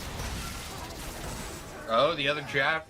Training down plenty of damage back onto Atlas there. And just keeping those waves shoved as Butler is already pounding down this this inhibitor mid tower. I don't know, it's not a tier anymore, it's just straight up inhibitor tower. But can they get out? That No would be the flash. question, as Opa X is caught in the baby cage.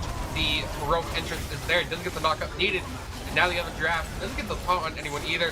Fargo has to run out, Execute comes down, the Galio is dead, the heal is through as well. The resets aren't coming through, and now Levi is trying to ghost for his life.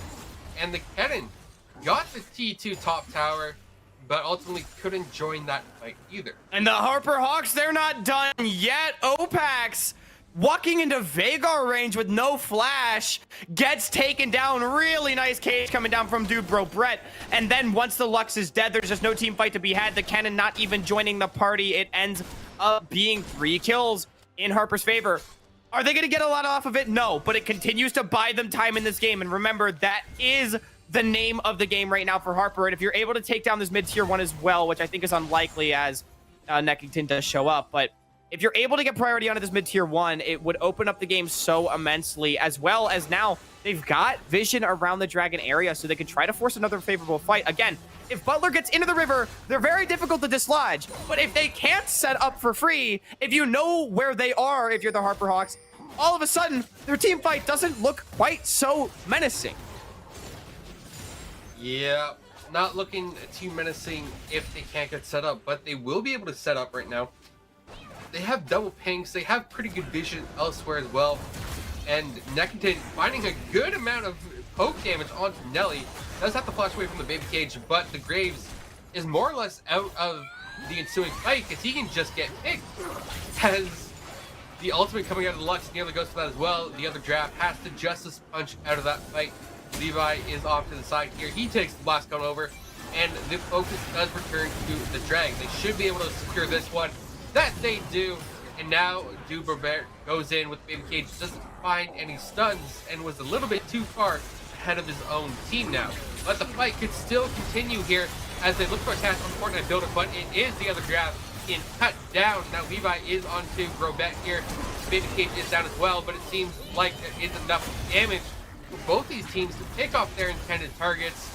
And now Nexus is trying to run away, but Nathan is too far forward. Nelly Robin goes down as well. Atlas will go down. Can they get Dude Barrett? No, they can't. And Cathargo, oh, you are so low. Without your ultimate, I don't think you'll finish the Vygar just now, but you can definitely push up and take the mid inhibitor as well. These fights are so messy, and we keep getting to see the strengths of both compositions on full display. First, it's Butler. They're set up in the river. I keep saying it. They're hard to dislodge.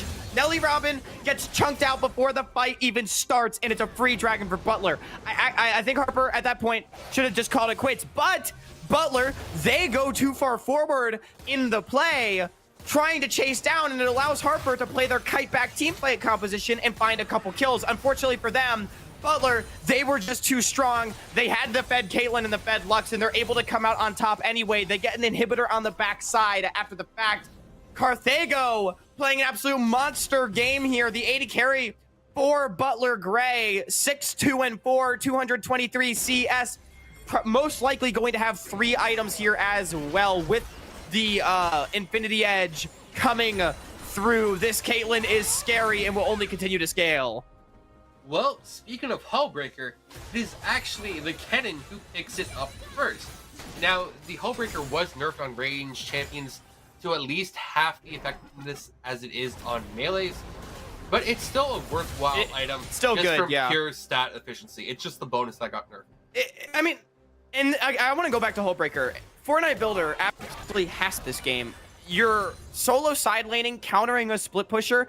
It's not a split pushing item, quote unquote, as a lot of people think. Actually, it's actually great on team fighting champions like Sion, as there is a pick on the bottom side. Nelly just going to pick that one up. Neckington pushing out when his team wasn't ready.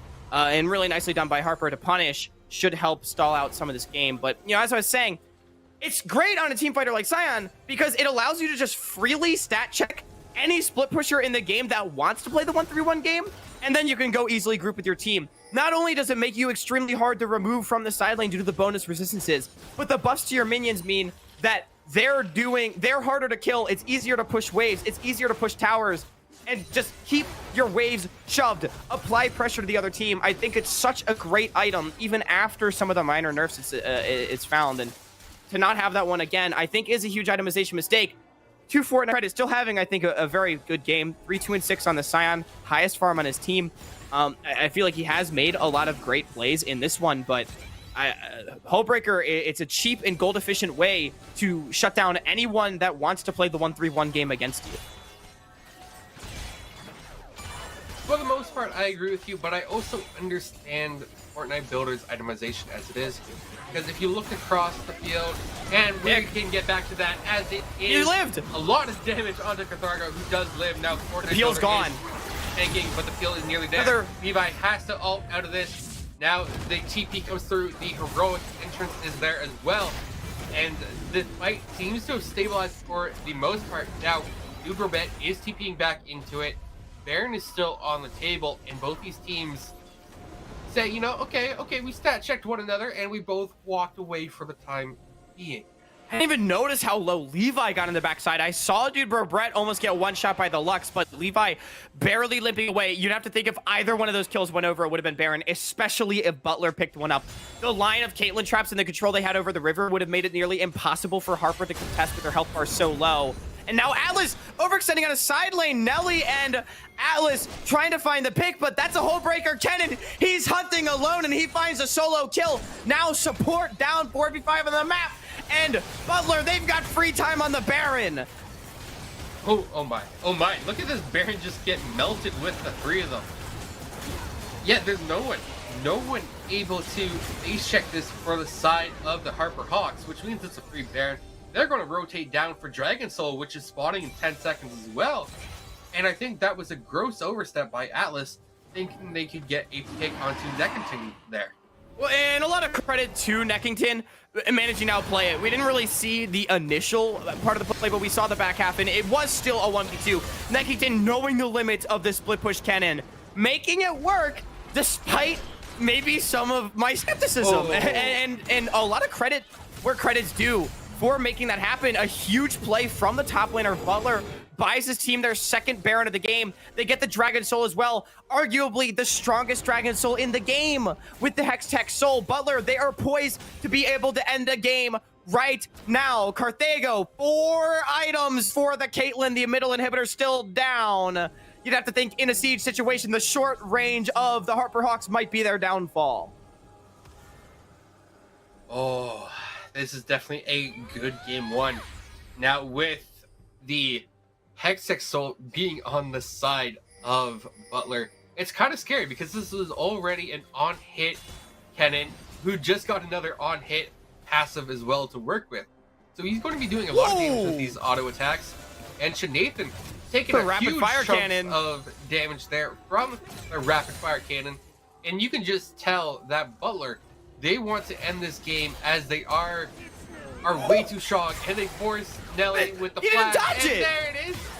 Opa X gets it, the ace in the hole gets the bait, and I think that's it. GG for the side of Butler. They have the main inhibitor down, they have minion waves, Nexus is also getting the bot inhibitor as well, and Levi goes onto the Vigor. Vigor's dead, Atlas is dropping here, the rogue entrance is coming in, and Fortnite Builder can do nothing but walk to the fountain for a drink of water because he can't do anything else. And he still almost goes down despite being in the fountain. So this will be game 1 going over to Butler University. But before they kill the Nexus, they want a few more kills just to make sure that they are leading across the board in terms of stats. I mean, wow, the game ends so abruptly right here. And so much credit to Butler. I expected that to be the game-winning push, but not like that, Cyro. It felt like the Harper Hawks, they put up a sign that said no trespassing. And Butler just said, hey, that's a sign. That can't tell us what to do. And they just walked into the base, and Harper didn't really stop them. But so much credit to Butler. Carthago and Opax, this bottom lane, they smashed their lane as they should have. They transitioned that into a big advantage later on. And even though the team play was still not quite there in the mid game for Butler, they faltered maybe a little bit more than they should have. They were able to recover and execute when it mattered most. It didn't really feel like Harper had any sort of foothold in this game for the majority of it. And just at the end right there, it's the Caitlyn, Gale Force in, Lux ult to kill the jungler, then ace in the hole onto the AD carry. No dodges, no blocks coming through. Harper all of a sudden in the 3v5 against the Baron. There's not a damn thing you can do.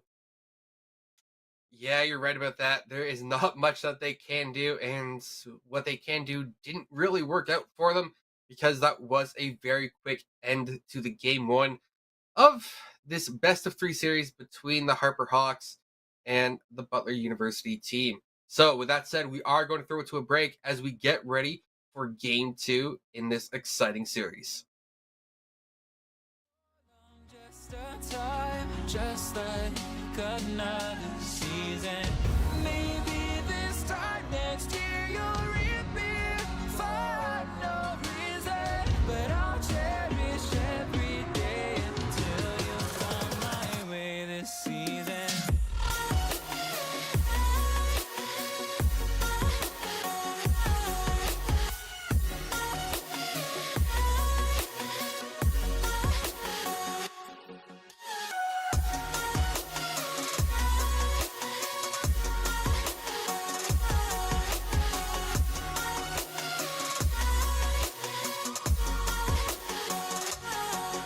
The seasons turn and change just like your mind.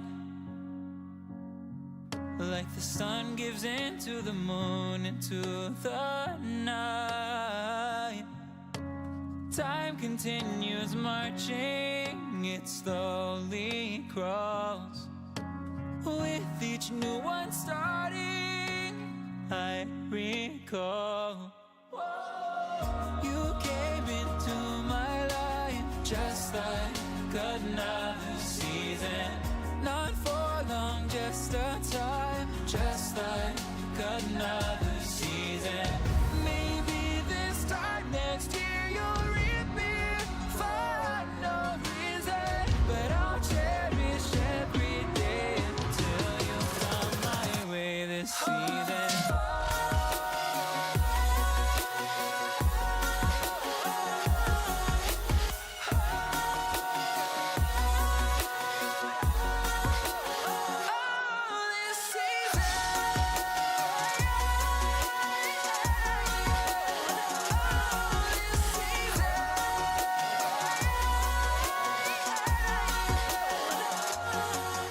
Each time of year carries memories,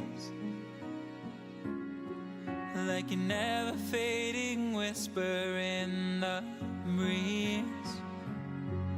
Oh, we will keep on changing all over again. Yeah, we will keep on changing. Just like another season. Don't want another day without you by my side. Oh, this season.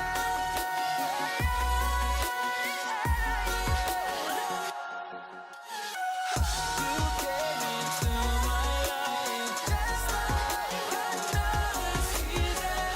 Not for long, just a time, just like another season.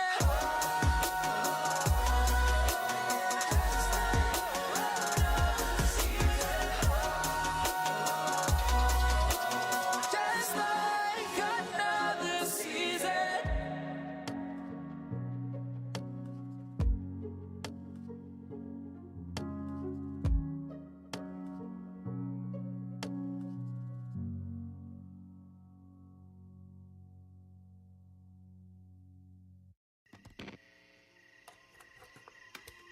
Is it okay if I'm to say I'm catching feelings from all the dealings? Am I astray? What do you say? How are you feeling? Is it the same? hope you're not planning to waste my time. To my surprise, that was her reply. Now we vibe. It's been a while and such a ride, the stars align. I love the fact I didn't let her go. She loves the fact that I just let her know. Now we're together, it's a different mode. We getting crazy in a different role. I love the fact I didn't let her go. She loves the fact that I just let her know. Now we're together, it's a different mode. We getting crazy in a different role. We getting crazy in a different role. She loves the fact that I just let her know. We getting crazy in a different role. We getting crazy in a different role.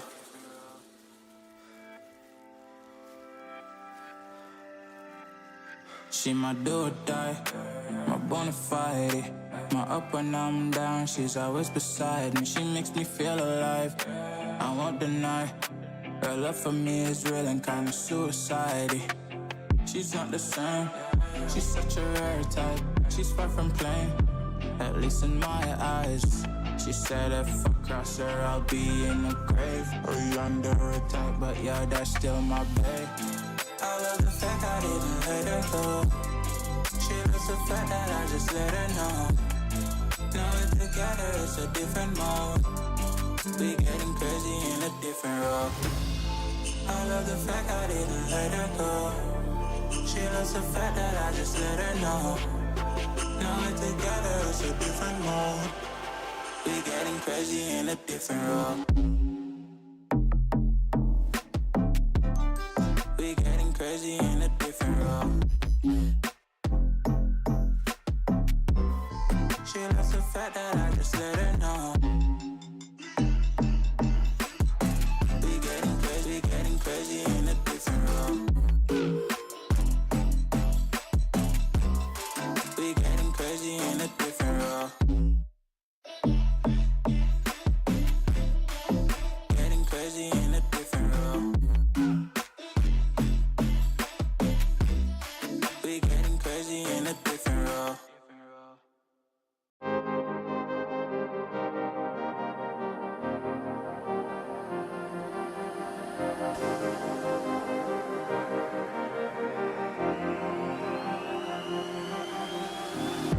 I'm cutting dice. Look at these eyes. They're not here to please you. There was a time you could be mine before all that you put me through. I knew that you were trouble, but I left that you were fine. I'm living on this bubble and I miss you so much. You can say hello, but I don't need you to like me. Don't need you to like me. Don't need you to like. You can watch me go, 'cause I don't need you to like me. Don't need you to like me. Don't need you to like. You can say hello, but I don't need you to like me. Don't need you to like me. Don't need you to like. You can watch me go, 'cause I don't need you to like me. Don't need you to like me. Don't need you to like me.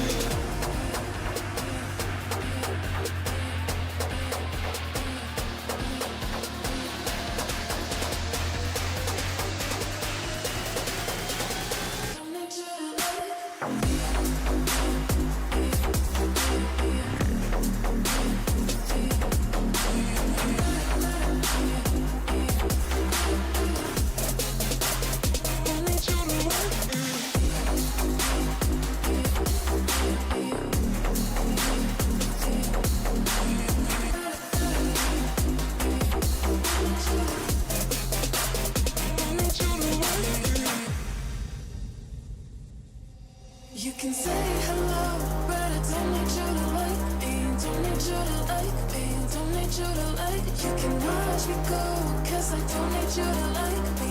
Don't need you to like me. Don't need you to like. You can say hello, but I don't need you to like me. Don't need you to like me.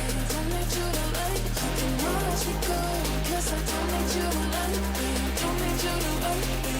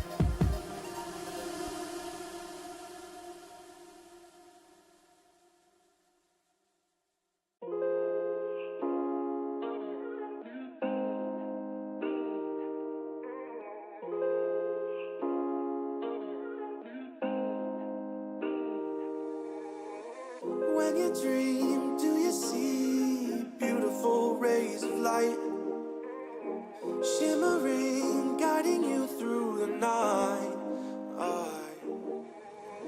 I know it feels like the night's getting longer and light is harder to find. I promise I'll always be there, I'll remind you when you close your eyes.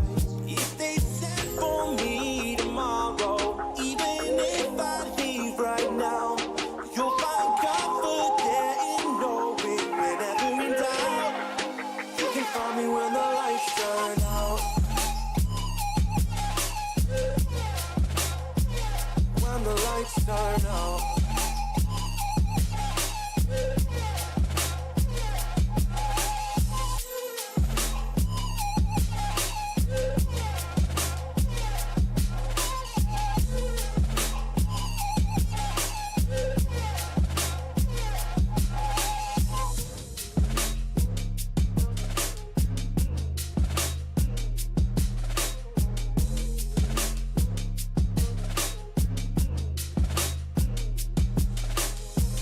Even now, laying down hundreds of miles away, I can see you and me like it was yesterday. I know it's not the same, but I'm still behind you every step of the way. Look in yourself and I'll be there, I can guide you. All the love is the same.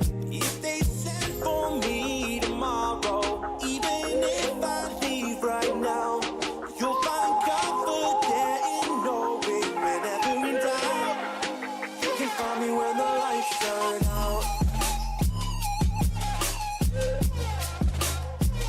When the lights turn out, you can find me when the lights turn out. When the lights turn out, you can find me when the lights turn out.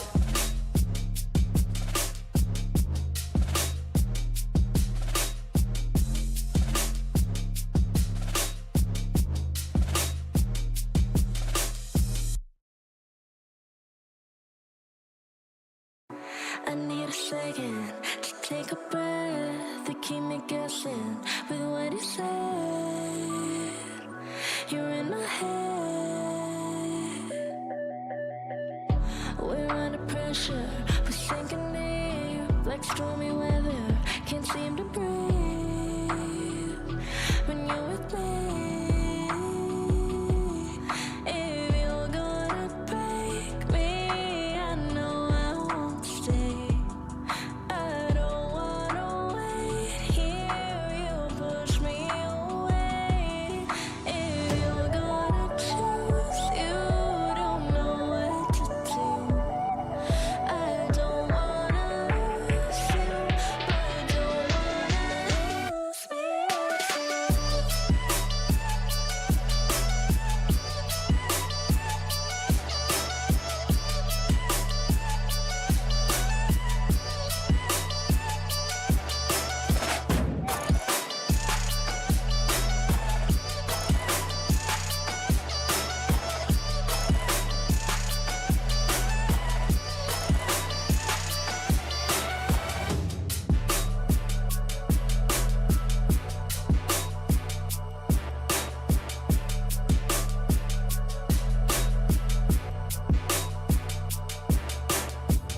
So complicated, don't mess it up. Feeling frustrated, it ain't enough to fix a love.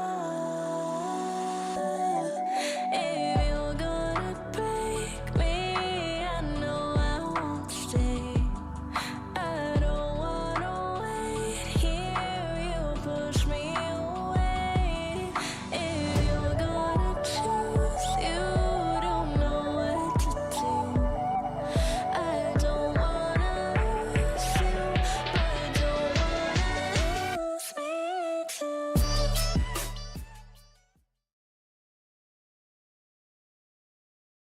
Welcome back to game 2 of a series between Harper Hawks and Butler University. Now we saw game one go over in favor of Butler, who had a bit of a unconventional top lane, and if that's foreshadowing the rest of the series, I don't know what is. So, Hawk, how did you feel game one went, and what changes do you feel might happen here for game two?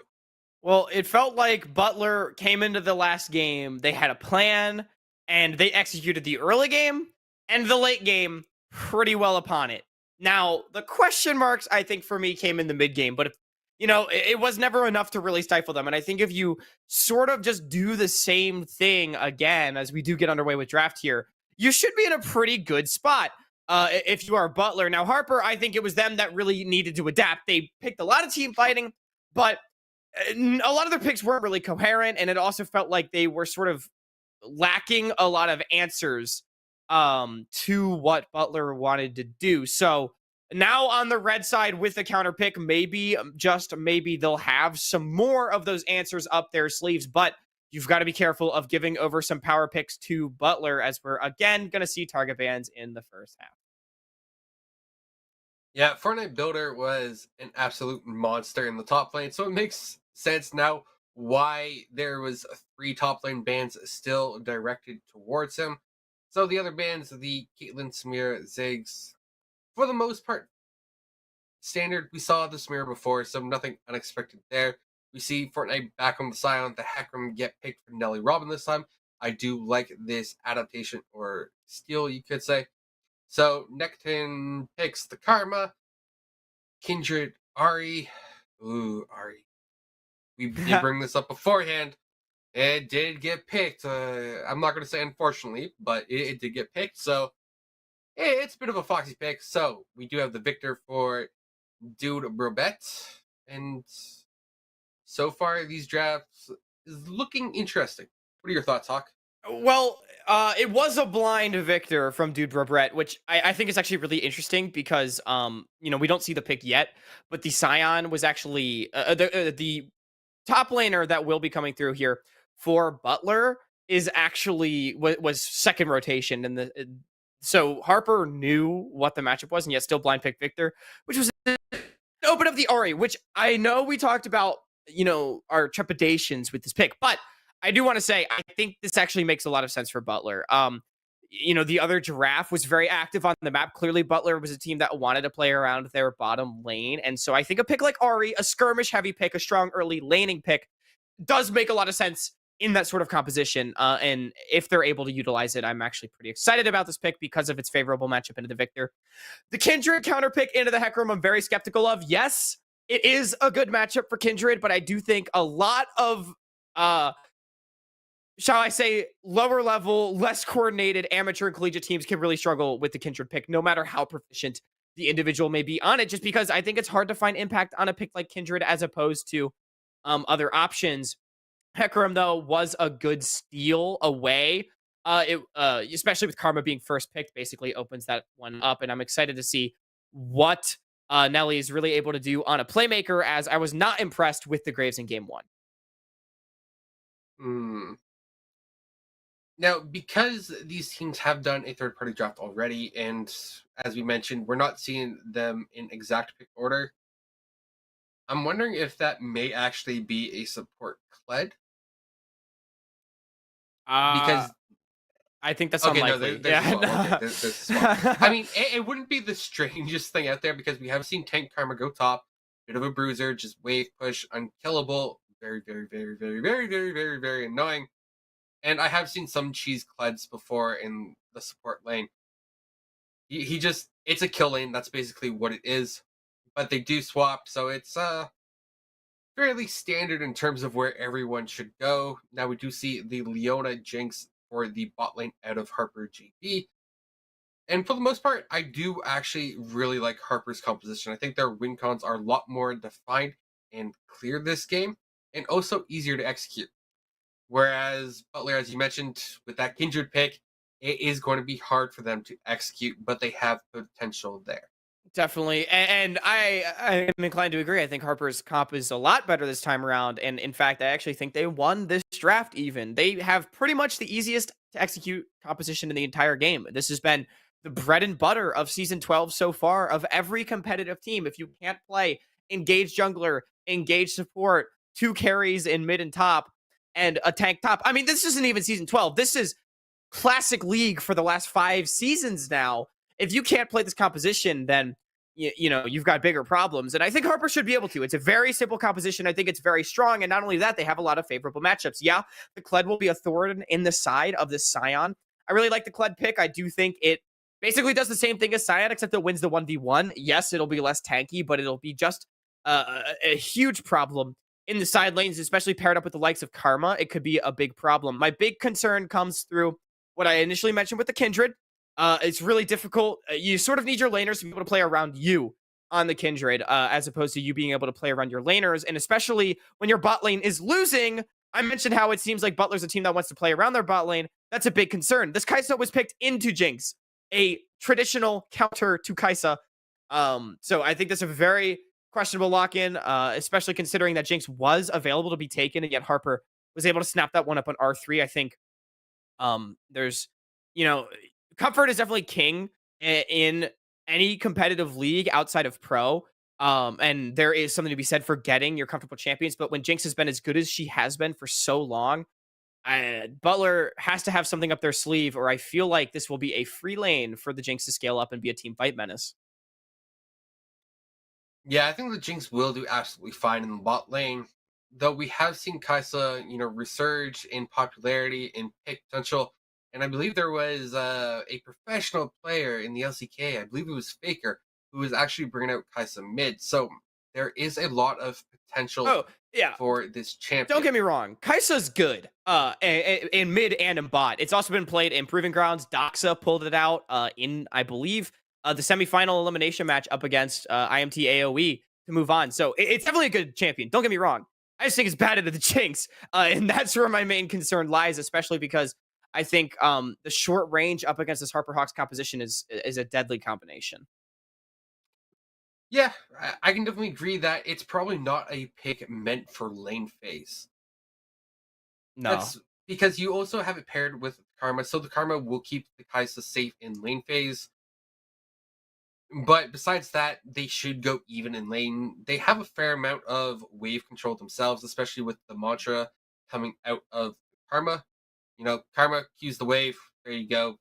Kai'Sa cues it. You basically clear at least the casters with that, so they should be able to keep the wave in a neutral state. But as a 2v2 fight goes, I would still give the edge over to Harper, though Leona does have the Aftershock instead of Glacial Augment, which I think may be the better keystone to keep someone locked down, because there is a fair amount of mobility coming out of Butler right now.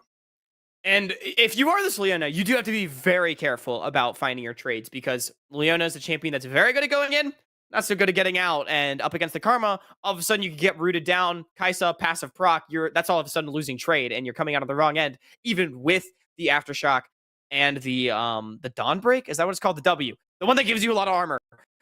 And so you need to be careful. And I do think the biggest X factor in this game for Butler will be this Karma. If Opax is able to help dictate this lane, Karma is the strongest laning champion out of the 4 down on the bottom side, as you just mentioned. And it'll help shore up some of the range issues of this Butler composition. It's sort of what Harper didn't have last game. They didn't have that big team-wide buff to alleviate the range issues into the Butler composition. This time around, Butler has it. Karma can help this Kendrick, can help this Kai'Sa, can help this Kled really move around and maneuver these team fights up against what is a very standard front-to-back composition from Harper. My biggest question is the Kai'Sa going to be a liability? I hope not. I mean, we just saw an amazing game from Carthago, and if he's able to get out of lane, I think the Kai'Sa could be great. It will do so much damage. It's just, it will come down to how this lane is played, and I think, to your point, it will come down to how Opax is able to dictate. Yeah, being able to play to your win conditions, we've touched on so many times already, it will be what determines this game. And Kai'Sa has been a tank shredder in the past. Maybe she can be so again, because there is quite the buffy array of champions. But with that, we are hopping into game 2 of Harper Hawks and the Butler team. Now, they have swapped sides here, just to be clear. So Butler is on blue and Harper is on red. So Hawks, question for you. Who do you think wins game 2 based on draft? Based on draft, I'm taking Harper. I think their composition is too easy to play, and I don't think Butler has enough answers. But we saw a brilliant early game from Butler last time around, and if they don't falter in the mid game the same way, I do think they might be able to find something. Opax, I like this, trying to get aggressive, forcing Harper out of the river, just trying to get positioning in this early game. Every inch of Summoner's Rift could matter when it comes to early shove, and Butler seems to know that. Yes, having that early priority always comes in handy when setting yourself up or trying to establish dominance. Now it feels like the Butler team comp is almost one of those comps that just wants to skill check the other team. Not necessarily stat check, but just say, I'm the better player, so it doesn't matter what I pick, it will work out because I'm the better player at the end of the day. And I actually love that point because, you know, we did see a lot of excellent individual play. I said Carthago already had a brilliant game 1. Lots of individual outplays from the AD carry of Butler, and Neckington as well, pulling out the on-hit cannon last game, 1v2ing in what was essentially the game-defining play. There is so much outplay potential for this Butler composition. So I think even though theoretically they don't have as many tools in their kit as Harper, they'll be able to make those tools fit the situation, you know, if you will. And Neckington already going to control this lane. Jungler is pathing up to his side. I like it. Path towards your priority. Meanwhile, Nelly going to do a mismatch clear. So it comes down to which jungler can get more in this early game. The Hecarim will have more playmaking ability. If Butler's able to get a 3-wave crash, though, you can deny so much of what this Hecarim's able to do. Just take a cheater, let the wave bounce back towards you, and all of a sudden, this Kai'Sa gets out of the early laning phase nearly unscathed. Yeah, and I'm going to say that maybe Harper misplayed that a little bit because they weren't able to get the level 2 shove. And I think they probably could have if Leona used her sacks correctly, but ultimately didn't. And right now we do see the Kled. Well, sorry, chipping. just to add to your point real quick as well, level 1 for this Leona Jinx is actually pretty even. Yeah, the Karma Mantra Q, it sucks, it hurts, it's annoying, but once that's gone, the fight can come. Now here's the real fight. Yeah, the level 2 fight goes, and Opax does have to flash away there. Does get the Q back, and Carthago is just trading back onto Shenathan. But, Great flash. Ooh, the Zenith Blade was almost there, and Opax is probably going to go down here. So Jinx gets the reset, and that will be first blood over to Shenathan, who will be enjoying that. But overall, that was to be expected with a misstep coming out of Butler. Yeah, I mean, I was just talking about maybe Harper could have contested the level 1, suddenly at a minion disadvantage. I thought their window was gone, but the level 2 was just too good. They find it on Opax, and I think critically, Opax kiting away from his AD carry. All of a sudden, it's a split fight, and he manages to survive temporarily, but then the re-engage comes through. Really nice W right there. The zap from Shenathan, able to find the slow and able to find the kill. And I think even more importantly, you blow a lot of summoners, and you don't let the 3-wave crash come through. No cheater, but here comes the dive. Yes, it is a dive on Fortnite Builder. They do not manage to pull it off successfully as the dismount on the Kled was a little bit too soon, and he re-aggroes the tower on his way out. So that's a bit of a heartbreaker as the Harper Hawks go up early 800 gold here. Yeah, Harper, all of a sudden, they're 2 kills ahead. They're the ones with the early game lead. It just feels like Butler making some small mistakes, a little over-eager on the top side in Fortnite Builder. We saw a little bit of his individual prowess last game with the solo kill. This time around, able to outplay the dive. Yes, now I want to go back to that first blood in the bot lane, that 2v2 fight, because one thing that we hadn't really talked about yet was the summoner usage. On the side of Harper Hawks, they have 2 offensive summoners, where the Butler bot lane have 2 defensive. And the important thing is that Atlas used his CC onto Opax, who does not have that cleanse. And so they were able to focus down the right target and leverage their summoner advantage excellently there. Yeah, definitely. Neckington going to cop a freeze up here on the top side. Really big freeze. I feel like Fortnite's still going to be able to push this one in, and all of a sudden the Kled that's just come back to lane is now at a bit of a health deficit, I would say, but I do agree. It is really good recognition right there Harper Hawks understanding who they should be going on and punishing it in kind. And finding that 2v2 kill and a Jinx with a kill can definitely be a huge threat. Now, Fortnite maybe feeling himself a dive. There it is. Oh, does he get it? And he gets out, showing Necton how it is done. And without the jungler's help, too. So, Nelly Robin, 40 CS, probably 2 camps away from level 6, but is looking for a gank on the other draft, while Levi fights the Fortnite builder here. It's going to be a trade of kills across the lanes right now, as Fortnite builder does go down for the side of the Hawks, and the other draft does get poached in the mid lane. So it's a big trade of kills. Big shutdown for Levi. You needed that one of your Butler. You needed something, but then in the mid lane, the other giraffe just way too overextended. Didn't really get to see how that play started, but Nelly Robin basically just walks in, cleans it up for free, meaning that the dragon will be taken with the bot lane priority. So it is Harper. They're up in the early game, about 1,000 gold and a dragon. They're feeling good about their position, especially considering, again, their very easy to execute team fight comp. Opac's going to avoid the CC. Atlas still walking forward, taking a huge chunk. Yes, this is a lot of damage back on the Atlas there, but the Jinx is just firing away now. Nathan does get locked down, but the exhaust is there onto Cathargo, and Cathargo goes down. The reset comes through. Nathan and Opac should go down here. But we're hopping over to the top lane where Fortnite builder is getting focused down. Technically, Junior does have some good CC Whoa, there, wait. and it could be a trade of kills, but actually Cathargo gets a kill in the bot lane. Yeah, how did... I thought for sure it was going to be an easy 2 for 0. Nelly, okay, makes it a 2 for 1. But, I mean, giving over a shutdown to the Kaisa, that's absolutely massive. Cathargo getting bailed out in a big way. Yes, Butler, they're still going to be down about 1,000 gold, and a huge wave's going to die. So it's still not the best for them, but, I mean, a huge break, and then a good gank on the top side. Levi able to pick up his second of the game. So now this Kindred is getting pretty strong as well. And Nelly going the chem tank build here on the Hecarim is when what a lot of junglers have been doing. He's pretty strong. So the Jinx and the Hecarim, they're online, but the Kaisa managing to keep up due to the shutdown as well as the kill pretty strong. Now 3 in the mid. Yes, they're going on to the Victor here. The Victor should Third. get popped pretty easily, as that is the 3rd kill going over to Levi. And as you said, the laners have to play for the Kindred, and by giving these kills over, that's exactly what they're doing.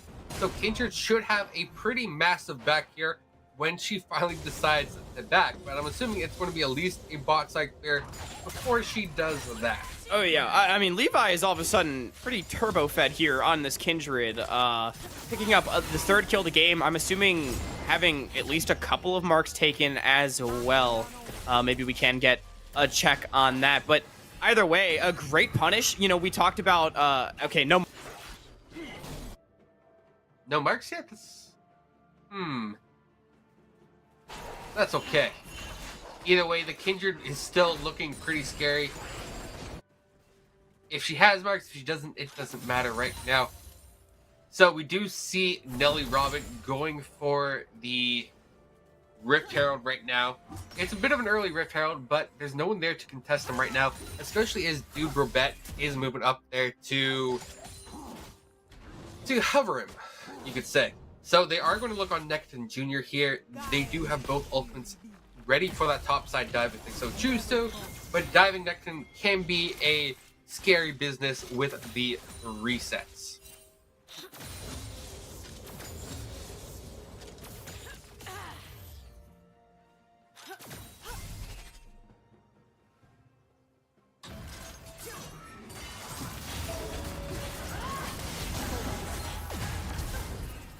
Ooh, and Cathargo does go hard for Shnathan, and Shnathan has to flash out. So while they are going on the person without lens, it doesn't matter so much as the Oswald Shadow comes in, and the bot lane for Butler is split, and Opa X does drop.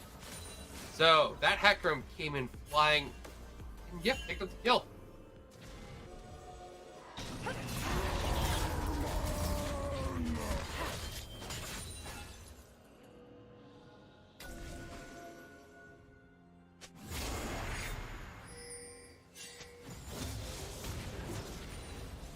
Yeah, so we do have the Rift Herald being dropped bot lane right now, and this could be the potential first tower going down right now.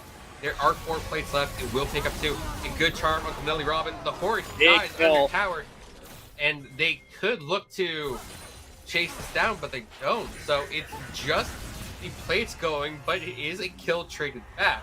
And now the Skarl is coming. Here comes the Kled. And Levi does great pop Lamb's with the Respite. Lamb's Respite.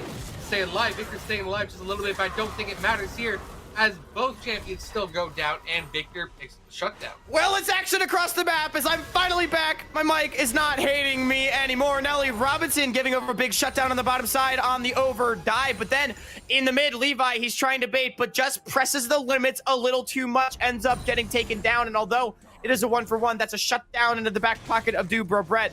I'm sure the Victor not going to be too sad about that one. And at the end of it all, the gold's still even. Against all odds, 6-8 is the kill score. 11.5 minutes in. No towers have fallen. Only one dragon has gone the way of the Harper Hawks.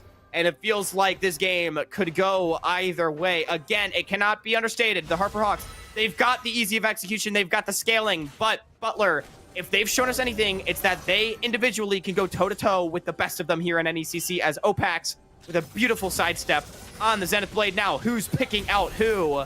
He's going in on Atlas. Oh, okay, so Atlas does get snared up here. The poke comes through, and Atlas should get bursted Nice down. turn. And that is a kill going over to Cargo there, which sets up Dragon priority as, well, without Atlas there, they're man down, and you can already see Nelly Robin at his wolves, farming them, and just surrendering the Dragon over to Butler right now. And I think Butler is starting to hit their power spikes. So Neckin Jr. is in a precarious state, but with the Skarl reset, he should be okay. Yeah, it feels like really for the first time in this game, Butler is in the driver's seat. They're able to get the Dragon as well as a kill off of a great turn from Opax. Now, Neckin needs to be careful. No ult, does have the fling low. He's just going to drop. Yeah, I think he drops here. As long as he stays... I was going to say, as long as he buys time and stays alive for as long as he can, so the team can get, Plates some mid. objectives elsewhere, yeah, it's worthwhile. But Levi also picks some stack there, guaranteed. And so I'm going to say this One stack is looking pretty scary regardless. So Fortnite is kind of hovering around. It will be a 3v2 if Harper Hawks opt into this. But I don't think they will, as the other Giraffe is low on mana and just trying to poke out the Victor for a little bit of chip damage. I mean, Levi, oh, hold that thought. More fighting. Yeah, more fighting, more deaths, and that's both There it AD is. carries dropping. Now, Opax, he's kind of low on HP, does get the heal coming across, but there's no way this Karma will kill this tanky Atlas. Oh, the so far. shield! Oh, okay, With fire. Karma. Oh, Opax. Yep. Woo! Got a little low. At the end of the day, 1-for-1 probably favors Harper because of the kill going down in favor of Shanathan. However, 1-for-1. It's the same at the end of the day. And now Harper Hawks, they're up just a couple hundred gold, but I think the real case is that it's just as even. But as I was going to say, Levi, yeah, he's pretty strong, but I am honestly fascinated that he only has one mark. Yeah, it's hard. You don't want to mark people before you gank them as Kindred, because then they just know that you're going to gank them. However, you would think that Levi would just leave the mark on people he thinks he's going to play around in the future. If you're going to keep ganking top lane, maybe you would mark Fortnite Builder. But either way, only one mark on the Kindred definitely feels bad, despite being 3-1-2 and actually having the most gold in the game. So he is strong, but maybe not quite as strong as he could be. Now, Cloud Dragon not up for another 2.5 minutes, so it does mean theoretically some farming time for these teams, but knowing the way this game's gone, I wouldn't expect that one to happen, Cyro. Yeah, both these teams, they want to get advantages through fighting. And with Levi already being bot side, I'm expecting a fight to break out bot here any second, as Nelly Robin is also coming down, but that doesn't matter when Levi's already there. So Atlas with a great ultimate there. Opax is getting low, probably will get burst down by Nelly, and does. So Levi is low. The Onslaught of Shadows doesn't quite find their target, but they do pick up 2 kills there for the side of Harper Hawks. And HarperHawks, again, they're just going bot when there's no flashes. Opax is routinely up too far with no flash available. It's just way too easy to find the engage. Now, the other Giraffe trying to fight in a 1v3. Oh, he's so low. Able to escape. The other Giraffe, really nicely done right there to get out. But, like, everyone was full HP. I just don't see what the goal of that play is. Butler, they're coming up the nation. Looks like it's fraying at the seams despite how close this game is. And Harper, they've been able to punish. Now, to say that Butler hasn't found their opportunities to play together as a team, it would be absolutely disingenuous. But with this tower going down, I do think it is, we can say definitively that the HarperHawks are ahead in this game. They're up now 2,000 gold. They are in the driver's seat, and it will be the ball in Butler's court to be able to dig their way out. Yep, I agree with you there that the Butler team is behind right now and will have to find somebody to come back into this. Right now, Injured is not getting the necessary stacks to become a relevant champion or do anything about her short-range nature. But with 4 top, they are looking to pressure this second Rift Herald of the game, and this could be the momentum needed to push open that mid-tier 1 tower and start the gold swing back in their favor. Getting mid-tier 1 would definitely be a start, especially against the likes of a Victor, a champion that likes to sit tower and just permanently wave clear. If you drop that Herald and remove his safe haven, all of a sudden, your access to the side lanes gets significantly better. And even more importantly, Harper's gets worse, and that's really what you want. It should be a kill up here on the top side for Butler, as Levi is going to collect his 4th of the game. But the real question is, what's the counter punch on the bottom side? Cathargo looking super low off screen. Yeah, but Cathargo is able to stay alive with that Killer Instinct shield.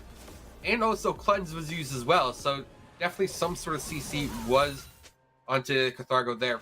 So this does mean that the Hawks will pick up the 2nd dragon for their side and the 3rd dragon of the game, which is the Air Dragon. Which of course means the Air Soul is on the map. And overall, I don't think it will be too beneficial this game, but will help with a few key ultimates like the Lamb's Respite. Definitely will. And Harper having that Cloud Dragon, you know, the threat of a Cloud Soul with the team with a Hecarim is pretty substantial.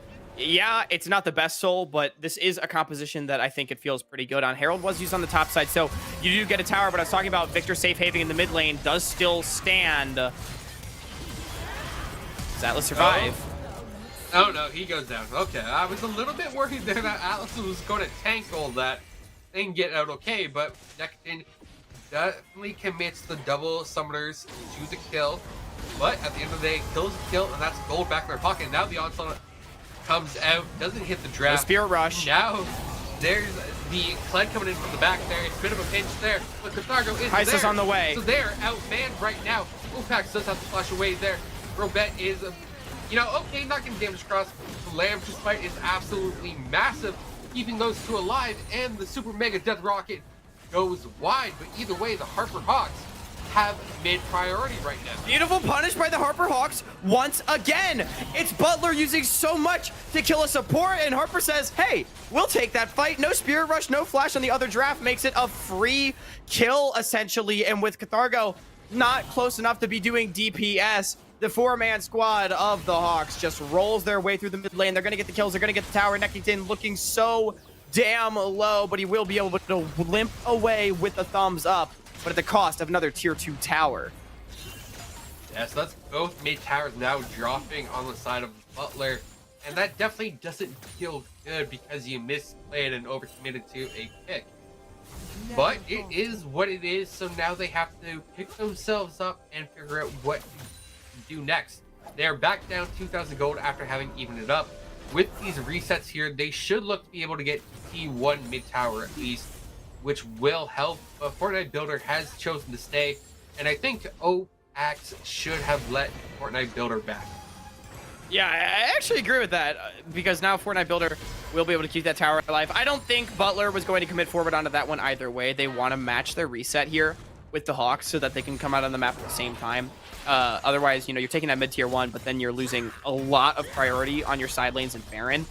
But either way, Mid tier 1 is still standing, and the Hawks and Butler will both just reset. Now, Nectin taking a hell of a lot of damage from Shanathan should be able to walk it out. He is a Colette after all, but I don't know if this is a fight that you want, sir.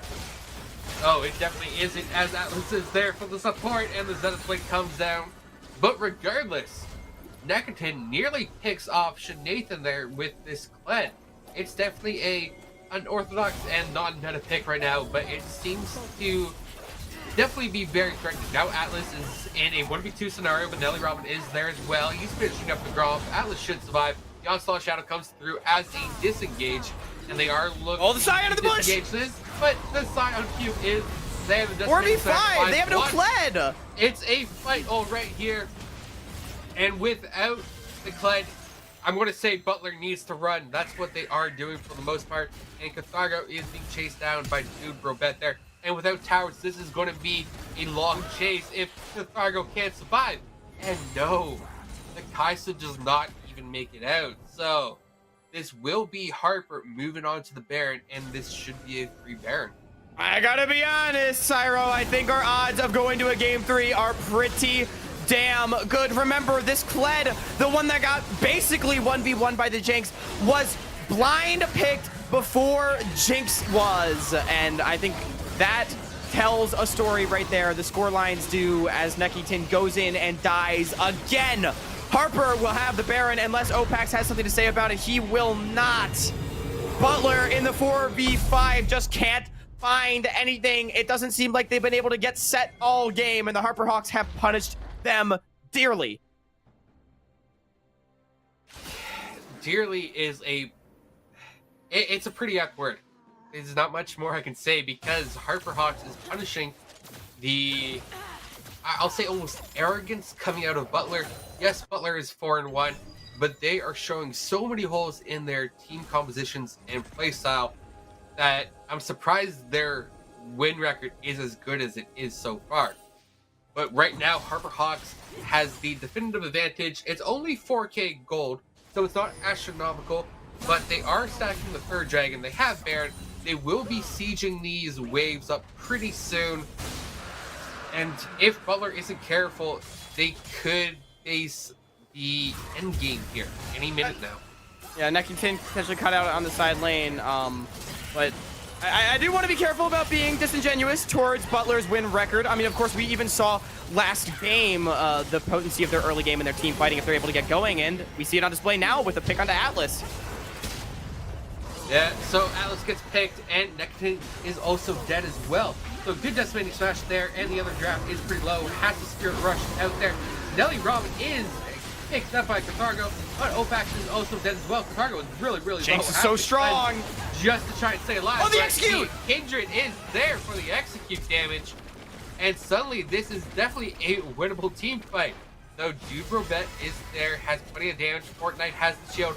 They're looking for an Ari pick here and should be able to get it.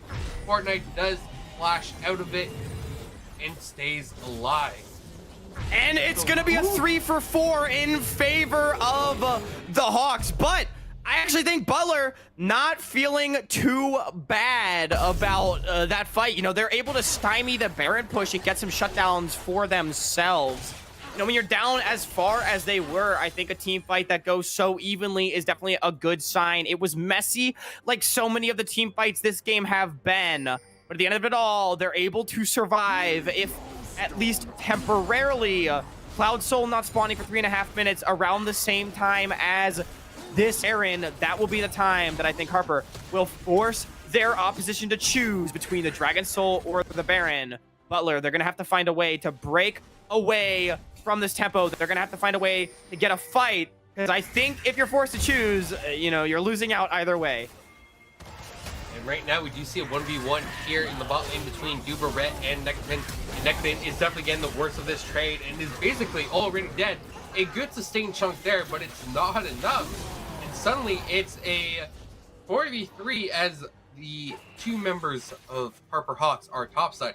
So that is the Onslaught of Shadows used to get out.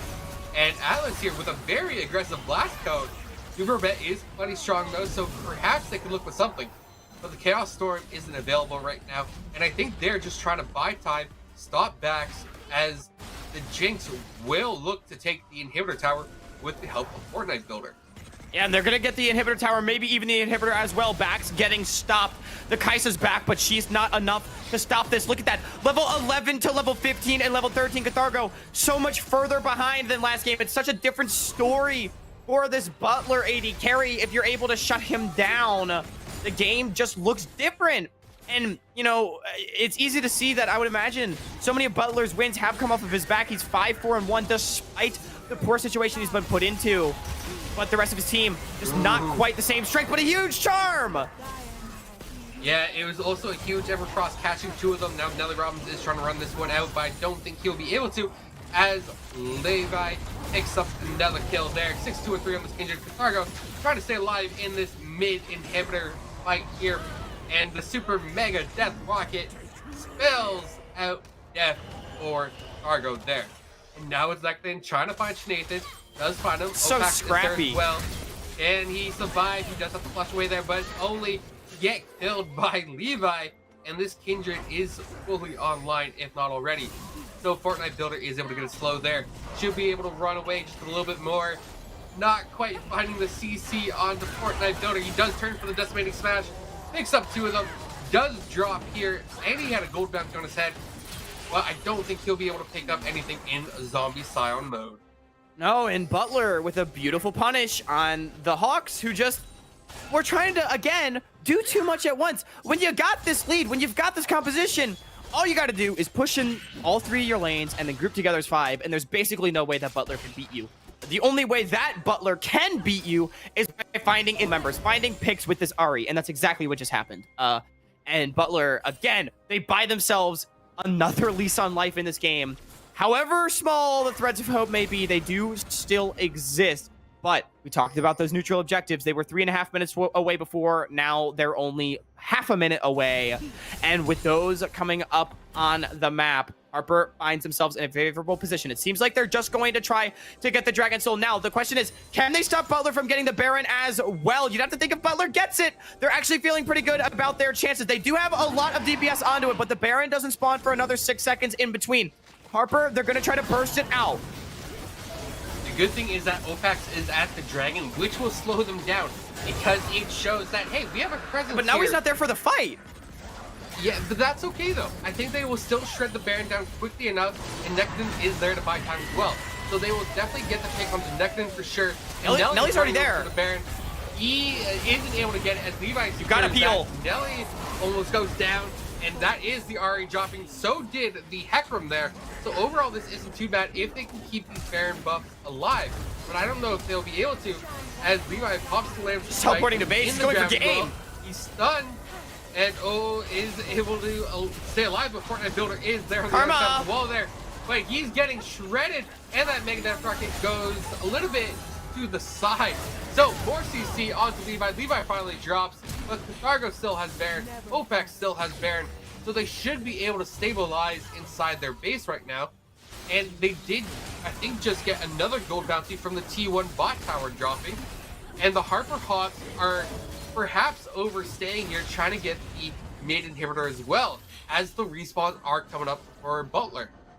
You know what, Cyro? These fights are too scrappy. Harper, they come out ahead, but only barely. It was such a touch-and-go fight. Butler, they got the Baron, but at the end of it all, it's just damn entertaining watching these teams throw each other at them. It may not be clean, but you cannot deny that it certainly looked fun. Fortnite maybe messes up the blast cone to get punished, but Opax, he's just a support. Karma, not gonna be able to find it. Yep, supports can dream. They can dream. But we did see some pretty crazy escapes earlier on by supports. So they are able to find the odd thing or two every now and then. So that was a pretty intense fight over the Raptors there, going in Nelly's favor. So it is still a 3K goal lead for the side of the Harper Hawks. And the gold bounties are still activated for the side of the Butler. Now, if they could start cashing in on these gold bounties, that would definitely go a long way in getting them back. But with double waves of supers crashing, they should be able to farm out, or yeah, farm themselves back into the game fairly well. Definitely. They do they're able to push out their waves, which is what you need. You need to just keep Harper off your base. And again, you need to work for picks. Oh, so now with Dude Brett looking to get picked here, he is able to get so the other close. giraffe. Now the giraffe did stick out their very, very long neck and somehow managed to rein it back in before the death ray caught it. Now it is Necton maybe getting picked here in the mid lane, but with Opax there is able to walk it out. Fortnite Builder just shoving in that top wave where the inhibitor has respawned. And the inhibitor respawning is crucial. Again, you just got to keep the waves pushed out. You got to keep Harper out of your base. The mid inhibitor still down, but one wave of supers at this point in the game is not the end of the world. Yeah, there'll be a constant threat to your base, but your team is generally strong enough to at least keep them at bay. Going on a bit of an adventure. Dude Brett still down for 8 seconds. The teleport is online. Atlas going to face check a Yordle. Yeah, that's Atlas face checking, but the Leona is plenty tanky with that locket. You know, has that little bit of shield in place as well to be on the safe side. But overall, should be okay. And should Nathan here with the Bloodthirster, Rapid Fire Cannon, and Guardian's Angel. Definitely not the build I am used to seeing, but I understand wanting to stay safe or as safe as possible in these team fights. It's not the highest DPS build by any stretch of the imagination, but I do think the thought process is just Shanathan basically saying, if I don't die, there's no way we can lose. And how do I not die? Well, I stay really far away, I lifesteal a lot, I have a shield, and if I die once, they have to kill me again. And with the Kraken, it's not like he's going to be a pea shooter in these fights by any stretch of the imagination. You know, he will certainly be strong. So, you know, the defensive itemization could be impactful, especially considering they have plenty of damage threats on their team. The Victor, we've seen how much Dude Brett is able to do, as well as Nelly with a higher damage Hecarim build this time around, the Chem Tank Muramana Sterix build. So, you know, there's damage elsewhere in your comp against what is not a particularly tanky color. Yeah, I'm surprised that Shanathan didn't go Gale Force for that extra mobility. But it is what it is. The Kraken Slayer will still put in work, even though there isn't that many tanks. There's Negative Jr., which is the only beefy member, but since the reworks, Clyde doesn't build tank stats. He's a full-on bruiser right now. Needs to be built that way to be effective. So we have seen the Clyde trade fairly well, though the 2-8 scoreline kind of speaks to the other way that he's dying a lot and it's not an effective pick. But it has gotten pressure across the game so far. Yeah, I feel like the Kled has been, like the cannon, very hit or miss this game. There's been a lot of plays where Neckington has just gone in way too far. But, you know, I think it could be argued maybe it wasn't the Kled, it was just oversteps on the part of Neckington. And there's been other times where it's looked really good. I think overall it hasn't exactly worked out in his favor as he's currently losing the one-on-one against the Scion, but let's see how that one goes in the extended fight. Oh, so far he's holding on okay, but I'm more interested in the Elder Dragon that's spawning in 10 seconds. So, Neckman does get the remount here, is chipping away at Fortnite Builder, but he's pretty low, and I think Neckman will go down here. The Gore Drinker isn't enough to keep him safe, and so someone else now has to back just to stop this wave. The other Giraffe goes back, no TP.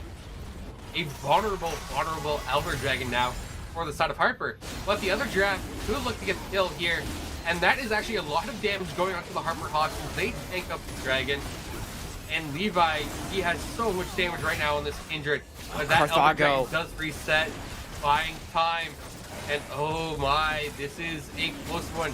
Now the Fortnite Builder is able to teleport in, and this will be the full 5 members. This would be a huge pick for Hawks there, and the Karma doesn't get picked yet. The Elder Dragon does go over to Harper Hawks there, and this should be the game-winning team fight, as that's 2 down. Resets are coming through as well. Opax needs to try and get out of this. But I don't that might be the game, Cyro. And being the game is probably going to be it there, as they have the minion wave right there. They have an open inhibitor top lane, but the closest minion wave is bot, and Necroman is just charging in. Does pick up Nelly, is exhausted, is trying to pick up another kill or 2 here, but the Elder Dragon buff does come into effect and kills the Kled once more. rounding that out to 10 deaths. And we're going to game 3. The Harper Hawks, they strike back in the second game. It was touch and go for so long. It definitely wasn't clean, but damn, was it exciting, and we still get one more. Yes, one more it is. The second series of the night to go the distance. And it was definitely a fun game to watch. And I'm just super excited for game 3. But I don't know about you, Hawk, but I'm kind of feeling just throwing it to a break straight away so we can get into game 3 all the quicker. Sounds good. So we'll see you on the other side of this break.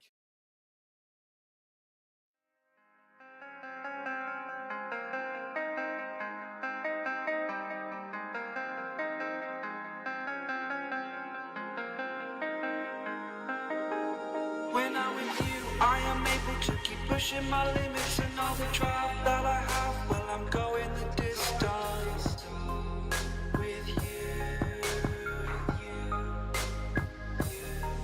I didn't know what I had till I knew what was missing, and everything that I dread, well, I built a resistance with you. Catch me when I fall, and I'll keep you on the ground. You were gone, I wish you'd stay. I could look at you for a day. Time was well spent, that's when I knew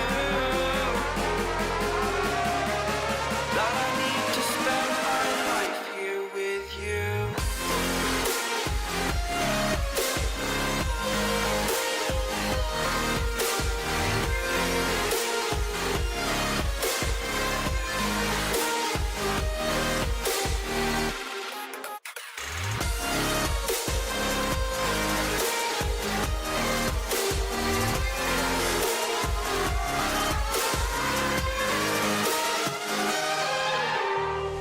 Take your time, not in the fast lane. I understand that you've been broken too many times, but I'll be waiting to mend your wounds from all you've taken. But if we listen to each other and admit our mistakes, then I can show you who I am, because I'm not the same. I'm better with you.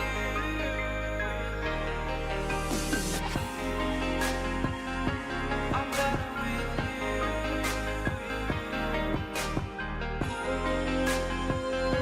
I'm better with you. Catch me when I fall, and I'll keep you off the ground.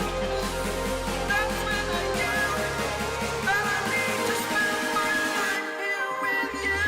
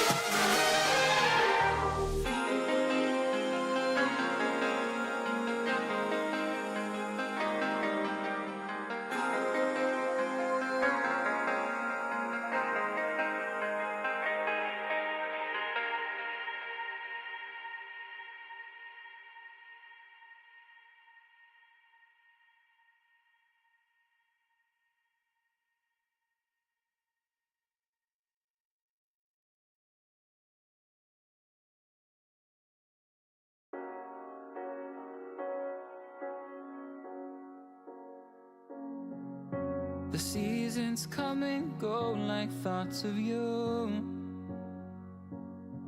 Like a wave returns to the sea, into the blue. They change, but in a cycle that I can't lose. Each painful but delightful to live through. You came into my life just like another season. Not for long, just a time, just like another season. Maybe this time next year you'll reappear for no reason, but I'll cherish every day until you come my way this season.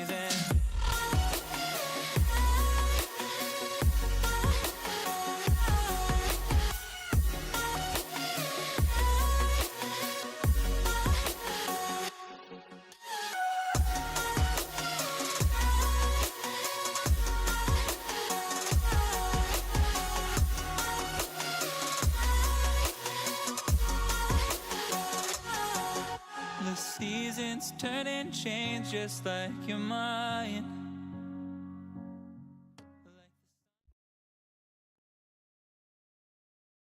Welcome back for the last game of the night. Now, we have gotten the distance in this series. We went the distance in the series before this, so it's only fitting that we end on the game that goes the distance as well. And it's getting late for me. It's getting late for production as well. Our brains are slowly starting to turn into puddles of nonsense. Hawk, you're relatively fresh. So what do you have to say about this game? I've got to say that I think it's going to be a banger one way or another because both these games have been really bloody. And all I've got to say is, look, our brains, especially yours, you've been casting like 3 series now.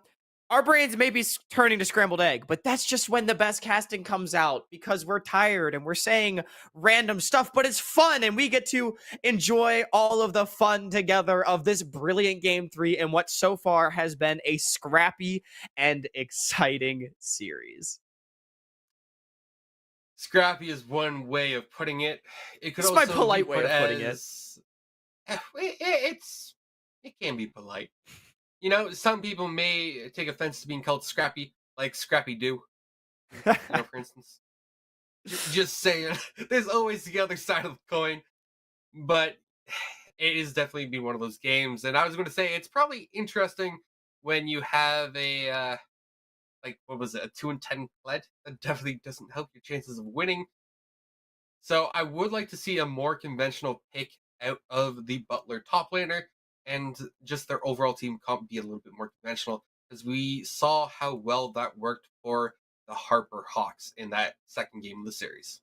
Definitely. I feel like Butler's draft in game 2 was just not the best. You know, the blind Kled when so many ADC power picks are still up, when from what it seems like your ADC is your best player, the guy that you want to elevate into the best position possible, not getting those power picks for Carthago, I just feel like is a massive, massive blunder here from Butler University. And I want to see them put Carthago in the best position possible and maybe ease off on the top lane blind picks. Look, I actually think that you know, the spicy top lane matchups, the Kled and the AD Kennen, they've not been terrible, but I don't think you're sacrificing a lot of your draft, I think, to secure those. And when Harper Hawks last game showed that they can play a very standard composition and execute on it reasonably well, then all of a sudden, if you're Butler, you're saying, hey, maybe we've got to do something similar.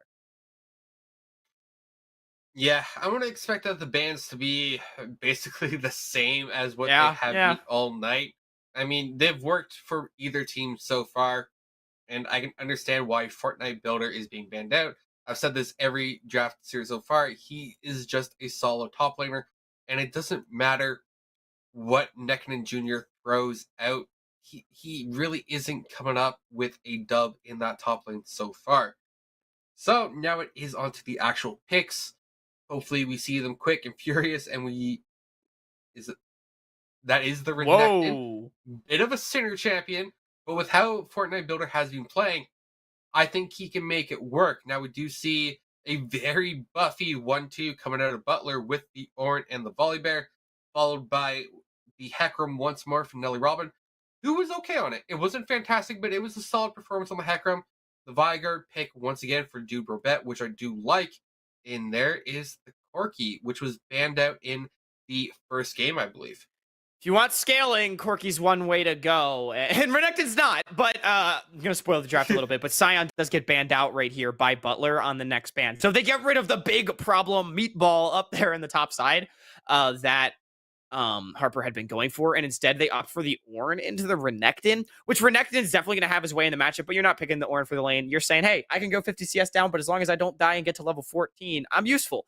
And I'm being honest, I think Neckington will be able to do that. So, I'm hoping to see a good effect there. And to talk to this Hecarim pick, I think, like you said, Nelly wasn't exactly a standout performer, but he did exactly what he needed to do on the pick. He made plays on the bottom side and set Carthago behind. And not only that, got his Jinx ahead. And when you're in a team fight composition and the enemy team has a superstar ADC, that's exactly what you need to do. That's being a good jungler. And, Nelly got it done. However, might be a little bit harder this time around as we do see the Volibear coming out. For Levi, I think someone that has been also a standout performer for Butler in both games, having something that can help out his lanes maybe a little bit more than the Kindred can. Yeah. So we do see the full compositions right now. And I want to say Butler has gone a lot more conventional this time around. You have your tank top laner, your bruiser jungler, your poke mid laner, which is Corki, AP, and then your hyper scaling carry bot lane with the very strong Jinx Lulu combination. So this is a very conventional scaling draft for Butler and very easy to win conditions as well. Regardless of how late this game goes, it will work in their favor. Where on the other side, there's definitely some win conditions that Harper can play through. They have the Sivir Hecarim combination, so I'm expecting once level 6 rolls around, wherever Sivir is, Hecarim will probably be nearby for that team fight potential and the chase down as well. But it will come down to whether Fortnite Builder can be a sufficient front line or bruiser from the top lane. Who knows? He could just absolutely crush the Ornn with the press of the attack rune here and snowball through top lane. But the Ornn is pretty good at stabilizing, so it will be something that we have to keep track of. Well, and this is exactly what I wanted to see out of Butler in game 2. You've got your superstar AD carry, and you've got a whole lot of champions that can facilitate that. You've got the Jinx now. You've got the best AD carry, the best hyper carry in the game. A Lulu to buff it up, an Ornn to buff it up, a Volibear to be fat in front of you to be a secondary damage threat. Like a very simple composition that seems to play to the strengths that have been demonstrated by Butler so far. I also am a big fan, just in general, of this composition into Harper's in the team fights. They've got a very significant range advantage. Ornn can engage from a world away, as well as, Corki and Jinx doing so much damage over the top with the Lulu not really allowing for much threat to come on top of them. But for the Harper Hawks, once again, they've got a very explosive bottom lane. This Sivir Leona 2v2 is looking extremely potent up against what is, quite frankly, a weak 2v2 in the Jinx Lulu. Yeah, they've got a range advantage, but damage-wise, they're completely outclassed. So if Harper is able to come down, especially level 6, with that Hecarim, Nelly, if he's able to make plays down here on the side again, we saw Opax frequently overextending without flash last time around. If that happens one more time, you could just blow the game open on the bottom side of the map. So I think, both teams, they just even scale. Butler, they get their items, they're going to win the game. But Harper, they've got so much playmaking potential in their composition that they might just be able to steal victory from the jaws of defeat. Ooh. I agree with you there that Harper, they have that playmaking potential. They have that pick potential as well. Because if you are not grouped with your team on the side of Butler, and you're not a Lulu, for instance, who has a self-speed up or a Volibear, you're probably going to get chased down pretty effectively as well. Because I think the only one who can consistently get over walls is the Corki.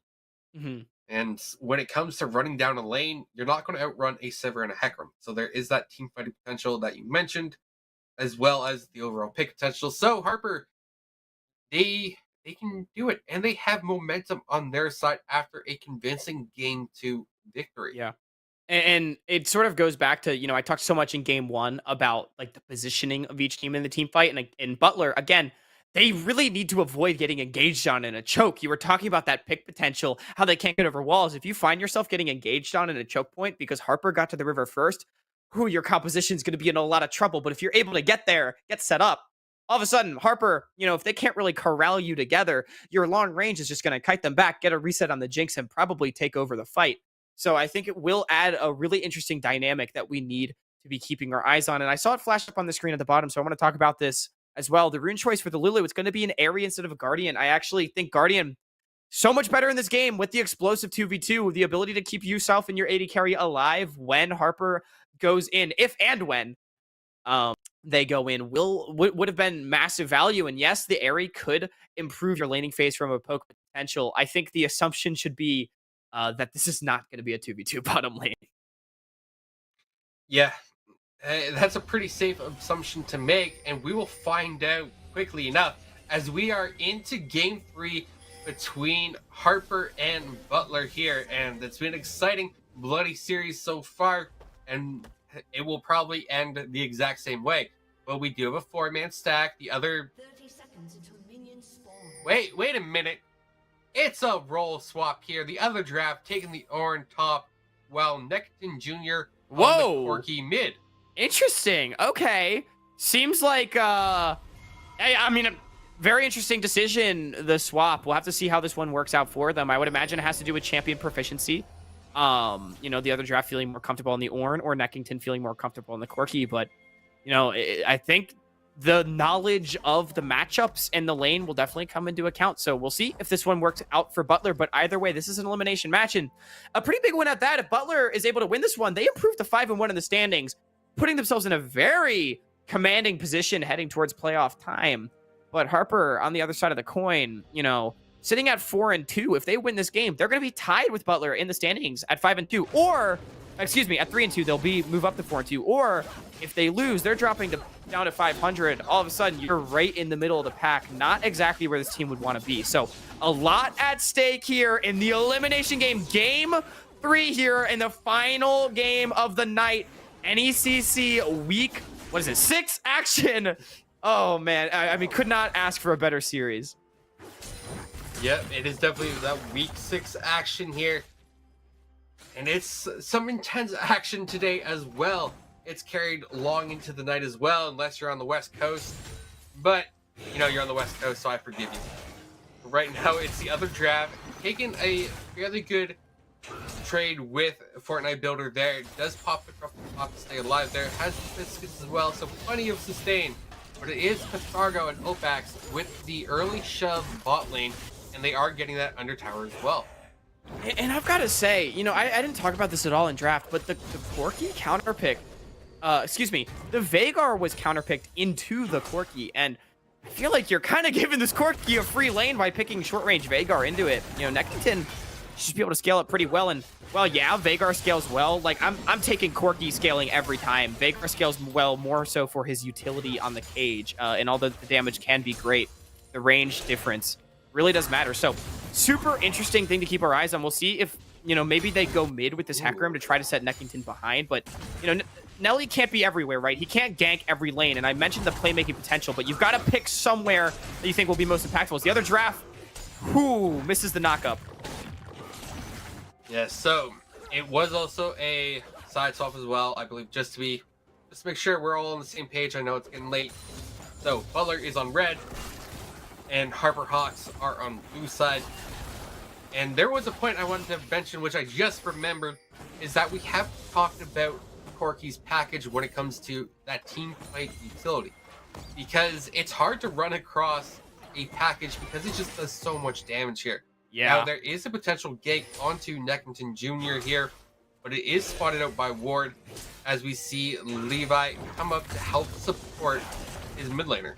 And zoning with the power of the package is also super scary, for comps like this, Sivir comp that want to just run, they want to go, but the package can zone the fight off so effectively as Levi is going to go for a bit of a prank here on the bottom side, get a lot of damage down, as Opax actually taken a little low. Should be fine though, but wave control going to go the way of Butler as Levi is going to look for it again. Flash! Oh, he does find it. The exhaust is there. Great exhaust. Nathan is able to get out of there. Levi is burning down. Atlas does go in for it. He is able to secure the bear for the first blood. But Oh, Atlas wasn't worth will it, though. be going down here. and that is a kill over to Pathargo. You know, I respect the balls from Atlas right there, flashing in, getting the first blood, but that's our first blood on a Leona, and a kill traded back to the superstar hyper carry on the other side. I don't know if that was exactly what the Hawks wanted, but either way, it's going to be a 1-for-1 on the bottom side. All summoners blown, except for support flashes. I guess Atlas actually didn't flash in, so never mind. But either way, having that cooldown available, both supports do, means that the explosiveness on the bottom side is still there. Yes, it will still be an option, and we see that Nelly Robin picked up a fair amount of CS there as well. So it's a 7 CS lead over Levi. Does have the XP advantage, as we can see the level 5 Hecarim from the level 4 Volley Bear. But also, there is a summoner advantage in the jungle as the Ghost is still up, the Baby Cage lands, and Necroning could go down here, but the Valkyrie does get him to safety, and so they turn their eyes to Dragon. And Harper, getting the first Ocean Dragon is actually important for some of that in-lane sustain. Definitely. Ocean's best dragon to get first because of that aforementioned lane sustain. It feels so great, especially up against like some really pokey lanes like the Corki and the Jinx Lulu that aren't going to all-in you and trade heavily. They're just going to keep throwing in damage. That extra regen can feel really good, but that is an out-of-mana Veigar. He is almost certainly dead. Yep. That's a dead Veigar. It does go over to Levi there as Opax does get the assist. So And not terrible, not great, and we do see the Predator boots come out now for the Veigar. And that's actually the second game in a row we've seen this. First support back, first jungle back, and first mid back, synced up from Butler, really nicely done, and then you just go mid and kill the Veigar. I mean, you know, pretty standard timer, and yet Brett falls to it one more time, trying to push the wave in. So good punish from Butler. They're only up about 200 gold. They're down a dragon, so the game is relatively even. But remember what I said. I think if this game is even scaling all the way, if Butler, you know, just plays their game, gets the team fights without being behind, I think this game will be in their hands. Yes, it is also a crit Sivir instead of lethality. I believe crit Sivir is a lot more useful and scales a lot better as well, especially once the other Giraffe and Levi start building armor as well. But there is that Sivir win condition, because I remember it being a few years back, that once you got the 400 CS onto Sivir, Sivir could solo win the game.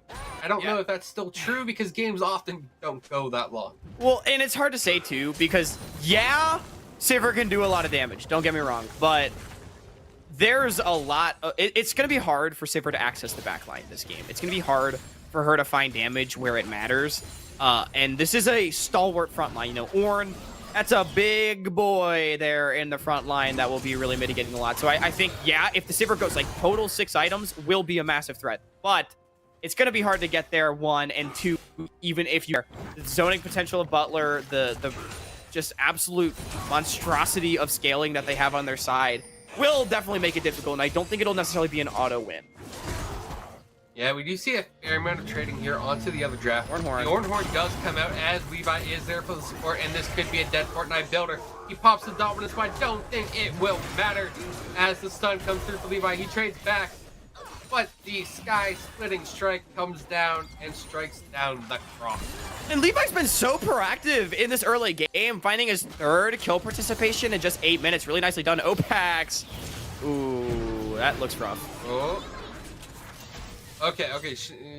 Nathan is able to walk it out, but does have to use the exhaust onto the support, which feels a little bit That bad. was horse. A lot of shadows is there as well. He gets slowed down. He comes across and does CC the Lulu. The Lulu should drop here. It is also an assist for Nathan there. So overall, not too bad. Does get a little something on the back end. Rough from Opax, does not net a kill, and a great punish from Nelly. And now the flash is down on the Lulu. We saw how it was punished in game 2. Can Harper Hawks do it again? Gold is dead. Even Cyro. Harper Hawks, they don't maybe have the lead that they need, but they're certainly in a decent spot. Potential solo kill in the mid. Brett low on mana. Valkyrie down. Herald gets summoned up. It could just be a dive. He's dead. Bobrat is dead. He needs to flash the wall. He does flash. The Volley Bear Whoa, comes along Levi! well. The Baby Cage comes down. And now the Veigar is still alive. Necron Jr. not quite having the CD rotation. Keep the pressure on, and the rockets flying this early into the game. Yeah, Corki doesn't actually do that much damage at this point in the game, only on 2 longswords. So, you know, Levi is the main threat, but when he's not able to get on top of that Vagar, there's not much you can do. Good flash from Dude Bro Brett. I actually feel like Levi maybe could have held the flash until, you know, forcing Dude Bro Brett basically to use it at the last moment and not using his own. Either way, it is a lot blown in the mid lane. They're able to get the wave in, which is what they really want, as well as the plates. So advantageous play for Butler nonetheless, and Levi continuing to make plays. I feel like 3 games in a row, Cyro, he's been all over the map and a big bright spot in the early game for this Butler squad. Ooh, this Ornn is starting to clap back on the crop. Warden's Fortnite Mail Builder- does so much. Yeah, it's a Warden's Mail and a Bramble Vest, because the discussion has been recently, what is better as an item in top lane? Is it the Warden's Mail or Bramble Vest? And it's dependent, but it doesn't matter when you have the other giraffe raging and, well, oh, no. that's another 10 rock Fortnite Builder coming apart at the seams and getting turned into a purse while Levi runs for safety under his bot 1T1 tower. And now Dude Boret is there looking to get a kill into Cafargo. Cafargo is able to sidestep beautifully there. And they could look to continue this fight as Corki has package, has damage, and there's the package. It goes down across. He is able to pick up Nathan there. Now Nelly is on the wrong side there as well, but Levi was killed there. So it was an extended 1-for-1 trade, and nobody gets Dragon priority yet. But the 1-for-1 again, continuing to favor Butler. They're just playing with Harper. They're getting gold onto their carries, and that's all they care about. And then the solo kill on the top side. Fortnite Builder, bad flash, not able to save himself. That is huge. That's a lane that should have been winning, and now Dude Bro Brett in big trouble. Ult's not going to be enough. Neckington picks one up, so it's 2 now for the Corki. Manamune already online. Dragon going to go down as well. 2,000 gold. Soul stacking's been stopped. You'd have to think Butler on the red side in game 3 is going to be in the driver's seat. Ooh, Necton with a good charge. And Nelly Robin couldn't find the kill with the devastating charge there. So Atlas will also have to flash out as well. So a couple important summoners down in that brief exchange, but no deaths. And the Dragons have been evened up at 1 apiece. It's absolutely massive that the Dragons were evened up, because even though, yeah, it's just 1 Mountain Drake, it doesn't really mean much. You stop the soul stacking from Harper Hawks. A huge win condition for these early game teams is to get an early soul, and it basically means it can bridge like that sort of team fight gap between your comps, where your less hard scaling comp with the extra utility they're afforded from soul can team fight just as well as a comp built for it. But by taking this dragon and now delays the soul by at least another 15 minutes, and by that point, Butler's composition should theoretically be on time. Yeah, theoretically. So it is going to be the Infernal Soul as well. And that is definitely a soul that the damage-oriented people like to see. So Atlas is in caught. A 1v3 situation here. He's caught. The one for the Jinx. And Cafargo will pick that one up. So matching the Corki scoreline here with that pickup. And they could look to push onto the bot T1 tower, get a few plates here in the last minute before they disappear as well. They could. Shanathan is there. Probably no threat onto him, and the Sivir can clear out the wave relatively quickly, and the game slows down once again. It's been a very bloody game, but not really the most explosive. It's just been a lot of picks sort of back and forth in the river, but you know, Butler, they're gonna take the gold where they can find it, being up 7-3 in kills. They're up 2,500 gold at just 13.5 minutes. Plates going to drop, and they've managed to find 1 on the bottom side as well as 3 in the mid and 2 in the top. So not feeling too bad about their place in this game, are they? In fact, I'd say they're feeling pretty damn good. Nelly, you know, not really able to have the same impact he had last time around on the bottom side. Now gank on the top. Yeah, Fortnite Builder. You're not building to anything right now besides a vacation in the gray screen, because that was Levi and the other draft performing a well-executed gank. Now, somehow Levi was able to get behind Fortnite Builder there, which forced the Croc into the river, and despite it being its natural habitat, it was still a death sentence in the end. And Neckington, though, needs to be careful with the face check. Onslaught. Oh, okay, so Neckman, he's dead. He just gets popped. That's it. He gets popped. So Opax is able to get over the wall with the blast cone. Cathargo is able to clear the wave, so they should be safe for the time being.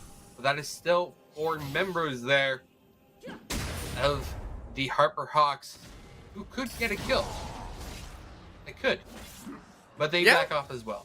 Yeah, they're able to find a big pick. It's gonna continue to get gold back into their pockets to try to have their, to its own right, strong team fighting composition come online. But now in the 3v2, they go doing a lot of damage. Yeah, Cathargo is able to stay alive though underneath the tower. Nelly Robin is there as well. It's a fight across the map here. So Alice is a little low. Opax could look to get some slows, but Levi is charging in. Does have the ultimate available, so this will be a dive. If it's not, I will be surprised. But Opax goes the down. rocket! The Mega Death Rocket almost picks up too, but not quite. And Levi is still there trying to get a little bit of damage across. There's the ultimate. He takes up too with a huge slam, and Brobet has the CC, but not the damage to kill the bear. Levi bringing down the sky on their heads. The sky splitter goes up, and Levi comes down with 2. It's gonna be bot tower as well. And in the top side, a 2-level lead for the other giraffe. Make that 1. The dive could come through. The last outer, the second to last outer. No, it is the last. Could drop. Ooh. Butler is firing on all cylinders here, 16 minutes in. Yeah, Builder just trying to waste time now and stay alive. I don't think he'll be able to get out. Pops the Dominus, is trying to trade back on the other draft. Goes over the wall, making a run for it. But he needs to stay alive for at least another 15 seconds without taking damage for the execute. So he is just wasting time here. Gets knocked up, gets some sustain in there. But at the end of the day, the kill goes over to the Corky, and it's a 0-4-0 Crocodile. Levi though caught out. Opac's gonna do his best, but I don't think it'll be enough. Oh, yep. Levi getting caught out here. Opax could be getting caught out as well. Flash stun comes through. The damage is there, and the Primordial Burst picks up that kill. And so Harper Hawks move on to the Dragon. Harper Hawks, they're gonna get an objective bounty off the Dragon as well as 2 kills, so they're still fighting back. But Butler, they're still in the driver's seat despite the kills. The play on the bottom side was definitely monumental. Jake's Rocket not going to get it done. 4,000 gold is the lead. The Corky has the package, probably not going to be able to do too much with it. But with all 3 outer towers gone, the map's going to start to get real small for the Hawk. Dude, Brett getting jumped on, but the package not landing means that the damage probably isn't there. Yeah, I understand using the package there, probably just because you had to. So Neckman, pretty safe overall here. 3-1-1 on the Corky so far. Almost has the Mira mana stacked up into that mana Munite, but it's still a little ways off, not too much longer. And Fortnite Builder here, a pretty weak point on the side of Harper Hawks, as the other draft is playing this tank Ornn to near perfection with a 2-0-2 scoreline so far. Yeah, that Ornn counterpick doing so much work. You know, the Renekton, it gets a little bit of prio early, but once that Frozen Heart came online, not even that, the Warden's Mail with the Bramble Vest, you just can't do anything if you're the Renekton. It feels so bad, but Frozen Heart, just an extremely powerful item right now in the meta, and it's a big reason why tanks are sort of coming back. Atlas now walking too close. And this will be Atlas dropping to the Corky, so Neckman feeling pretty good about himself right now. Nearly has the Ravenous Hydra completed, and we do see a almost completed back there at a Fortnite Builder, but he realizes he's safe to walk up at least a little bit right now. And Butler so far doing a good job overall. They have the second Rift Herald as well in their back pocket and could be looking to extend their lead with a T2 tower take. But for the time being, they invade the bot side jungle. Yeah, this is the cleanest game of the series so far for Butler, and it's the perfect time to have it in Game 3. They've not had the same major mid-game fumble. Shanathan gonna face check. Oh, and flash. Shanathan is dead. Yeah, and that is going to be a critical flash blown. Dude, bro, Brett now also in danger. Has the flash available to himself. We'll see if it's able to save him. Levi, though, is on a mission. Oh, it does look like it's able to save him. Now, Levi does have the ultimate if they want to dive this tower, but they will drop the Rift Herald first, so this will be at least 1 tower going down. They already have 4 on this bot side of the map, so they could potentially go for 2 towers here, as Nelly Robin has to use the Onslaught Shadows to get One out. more rocket. He is low. Does the rocket come out? The There it rocket is. comes out, gets the kill. There's the reset. And Atlas is able to get the Blast Cone back into the base, so he should be okay. The Rift Herald is walking up. They do not have a supporting minion wave, so it will just be the Rift Herald. But there is Towers the off. as well with a huge on to squeeze there. Fortnite Builder is there as well, and the Redneck Wait a is minute. finally showing up. Gets 2 assists so far, and OPX has to back out there. Levi is doing work here on the Atlas, but this Volley Bear can only do so much. But the Orange shows up and shows why it's a goated pick so far. Wow, the Hecarim Sivir AoE almost managed to turn that fight in favor of Harper Hawks. So much damage came down, and the carries got eviscerated in the counter engage. But Butler, they're just too far ahead. As soon as the top laner arrives, the other Giraffe manages to make it an even fight. So, Harper Hawks, they keep themselves alive, but just barely. They are certainly on life support, down 6,500 gold. The other Giraffe most likely going to get run down, but no, teleport coming through. The Corky's on the way. Yeah, Corky there just to back up his teammate, but Atlas decides to go in on the Corky. This Corky's already kind of Here low. comes Atlas is Levi even as well. lower. The rockets are firing, they're landing, but the other Giraffe is already low. I don't know if he'll be able to watch out, but the Whoa! Primordial Burst picks up the kill on the Corky. And so far, the Harper Hawks are able to stay in it. And these are the mid-game fumbles that Butler had in game number 1, where they're just trying to do too much. You got to slow down, recognize your lead, recognize what your composition wants to do. Up as 5 in one lane and just fight. You're too damn far ahead for the Harper Hawks to deal with you in the straight 5v5. So what can you not do? Give them a lopsided fight. Harper Hawks, credit to them, they've managed to find it, but it doesn't change the fact that Butler is still very far ahead in this game. It doesn't change the fact that the Dragon's spawning in 30 seconds, which most likely, you know, even though I think Harper, they should just give this one, not take the fight. It will give Butler the opportunity to find one. Opax not going to get caught out by the cage. The Corky's on the way. There you go, front lining. Yes, It's so is tense. on the way, and I believe is coming down with the package as well. Nope, No package. Corky. Probably the saving grace here for this fight. So this is the 4th Dragon of the game. So far, it's been 2 over to Harper Hawks. And Butler will look to even up the Dragon score. But both these teams, they're primed and raring to go. They have all ultimates available, even though I want to say Harper has a summoner disadvantage. They do have plenty of damage, and Nelly goes in, doesn't find anything so far. Opax is able Great to live, Orhorn. and Nelly is so close to being dead. But it doesn't matter, because Sargo finds the reset, is able to get away from Fortnite Builder as well, so now the croc is starting to get focused. The Super Mega Death Rocket comes There you down. go. They have been on point. Now the Orange goes in as well. He's horny for more, and he can't quite find it as the baby cage comes out. And that should be the disengage from Harper Hawk. Hawks, they managed to get out with 3. Health bars low on both sides. The Dragon is the focus. Okay, so Nelly came in with a bit more HP. He isn't able to pick up the support yet, and that's a suicidal horse if I ever saw one. And Nathan, There he he had a lives. chance to leave, doesn't, so that's a reset for Cargo. And now it's Robot without mana. Is he able to get to the blast cone? He is able to get to the blast cone. The zap comes through, but not enough damage. The second blast cone is there. Levi's chasing down. But instead, it's a stun on the Atlas.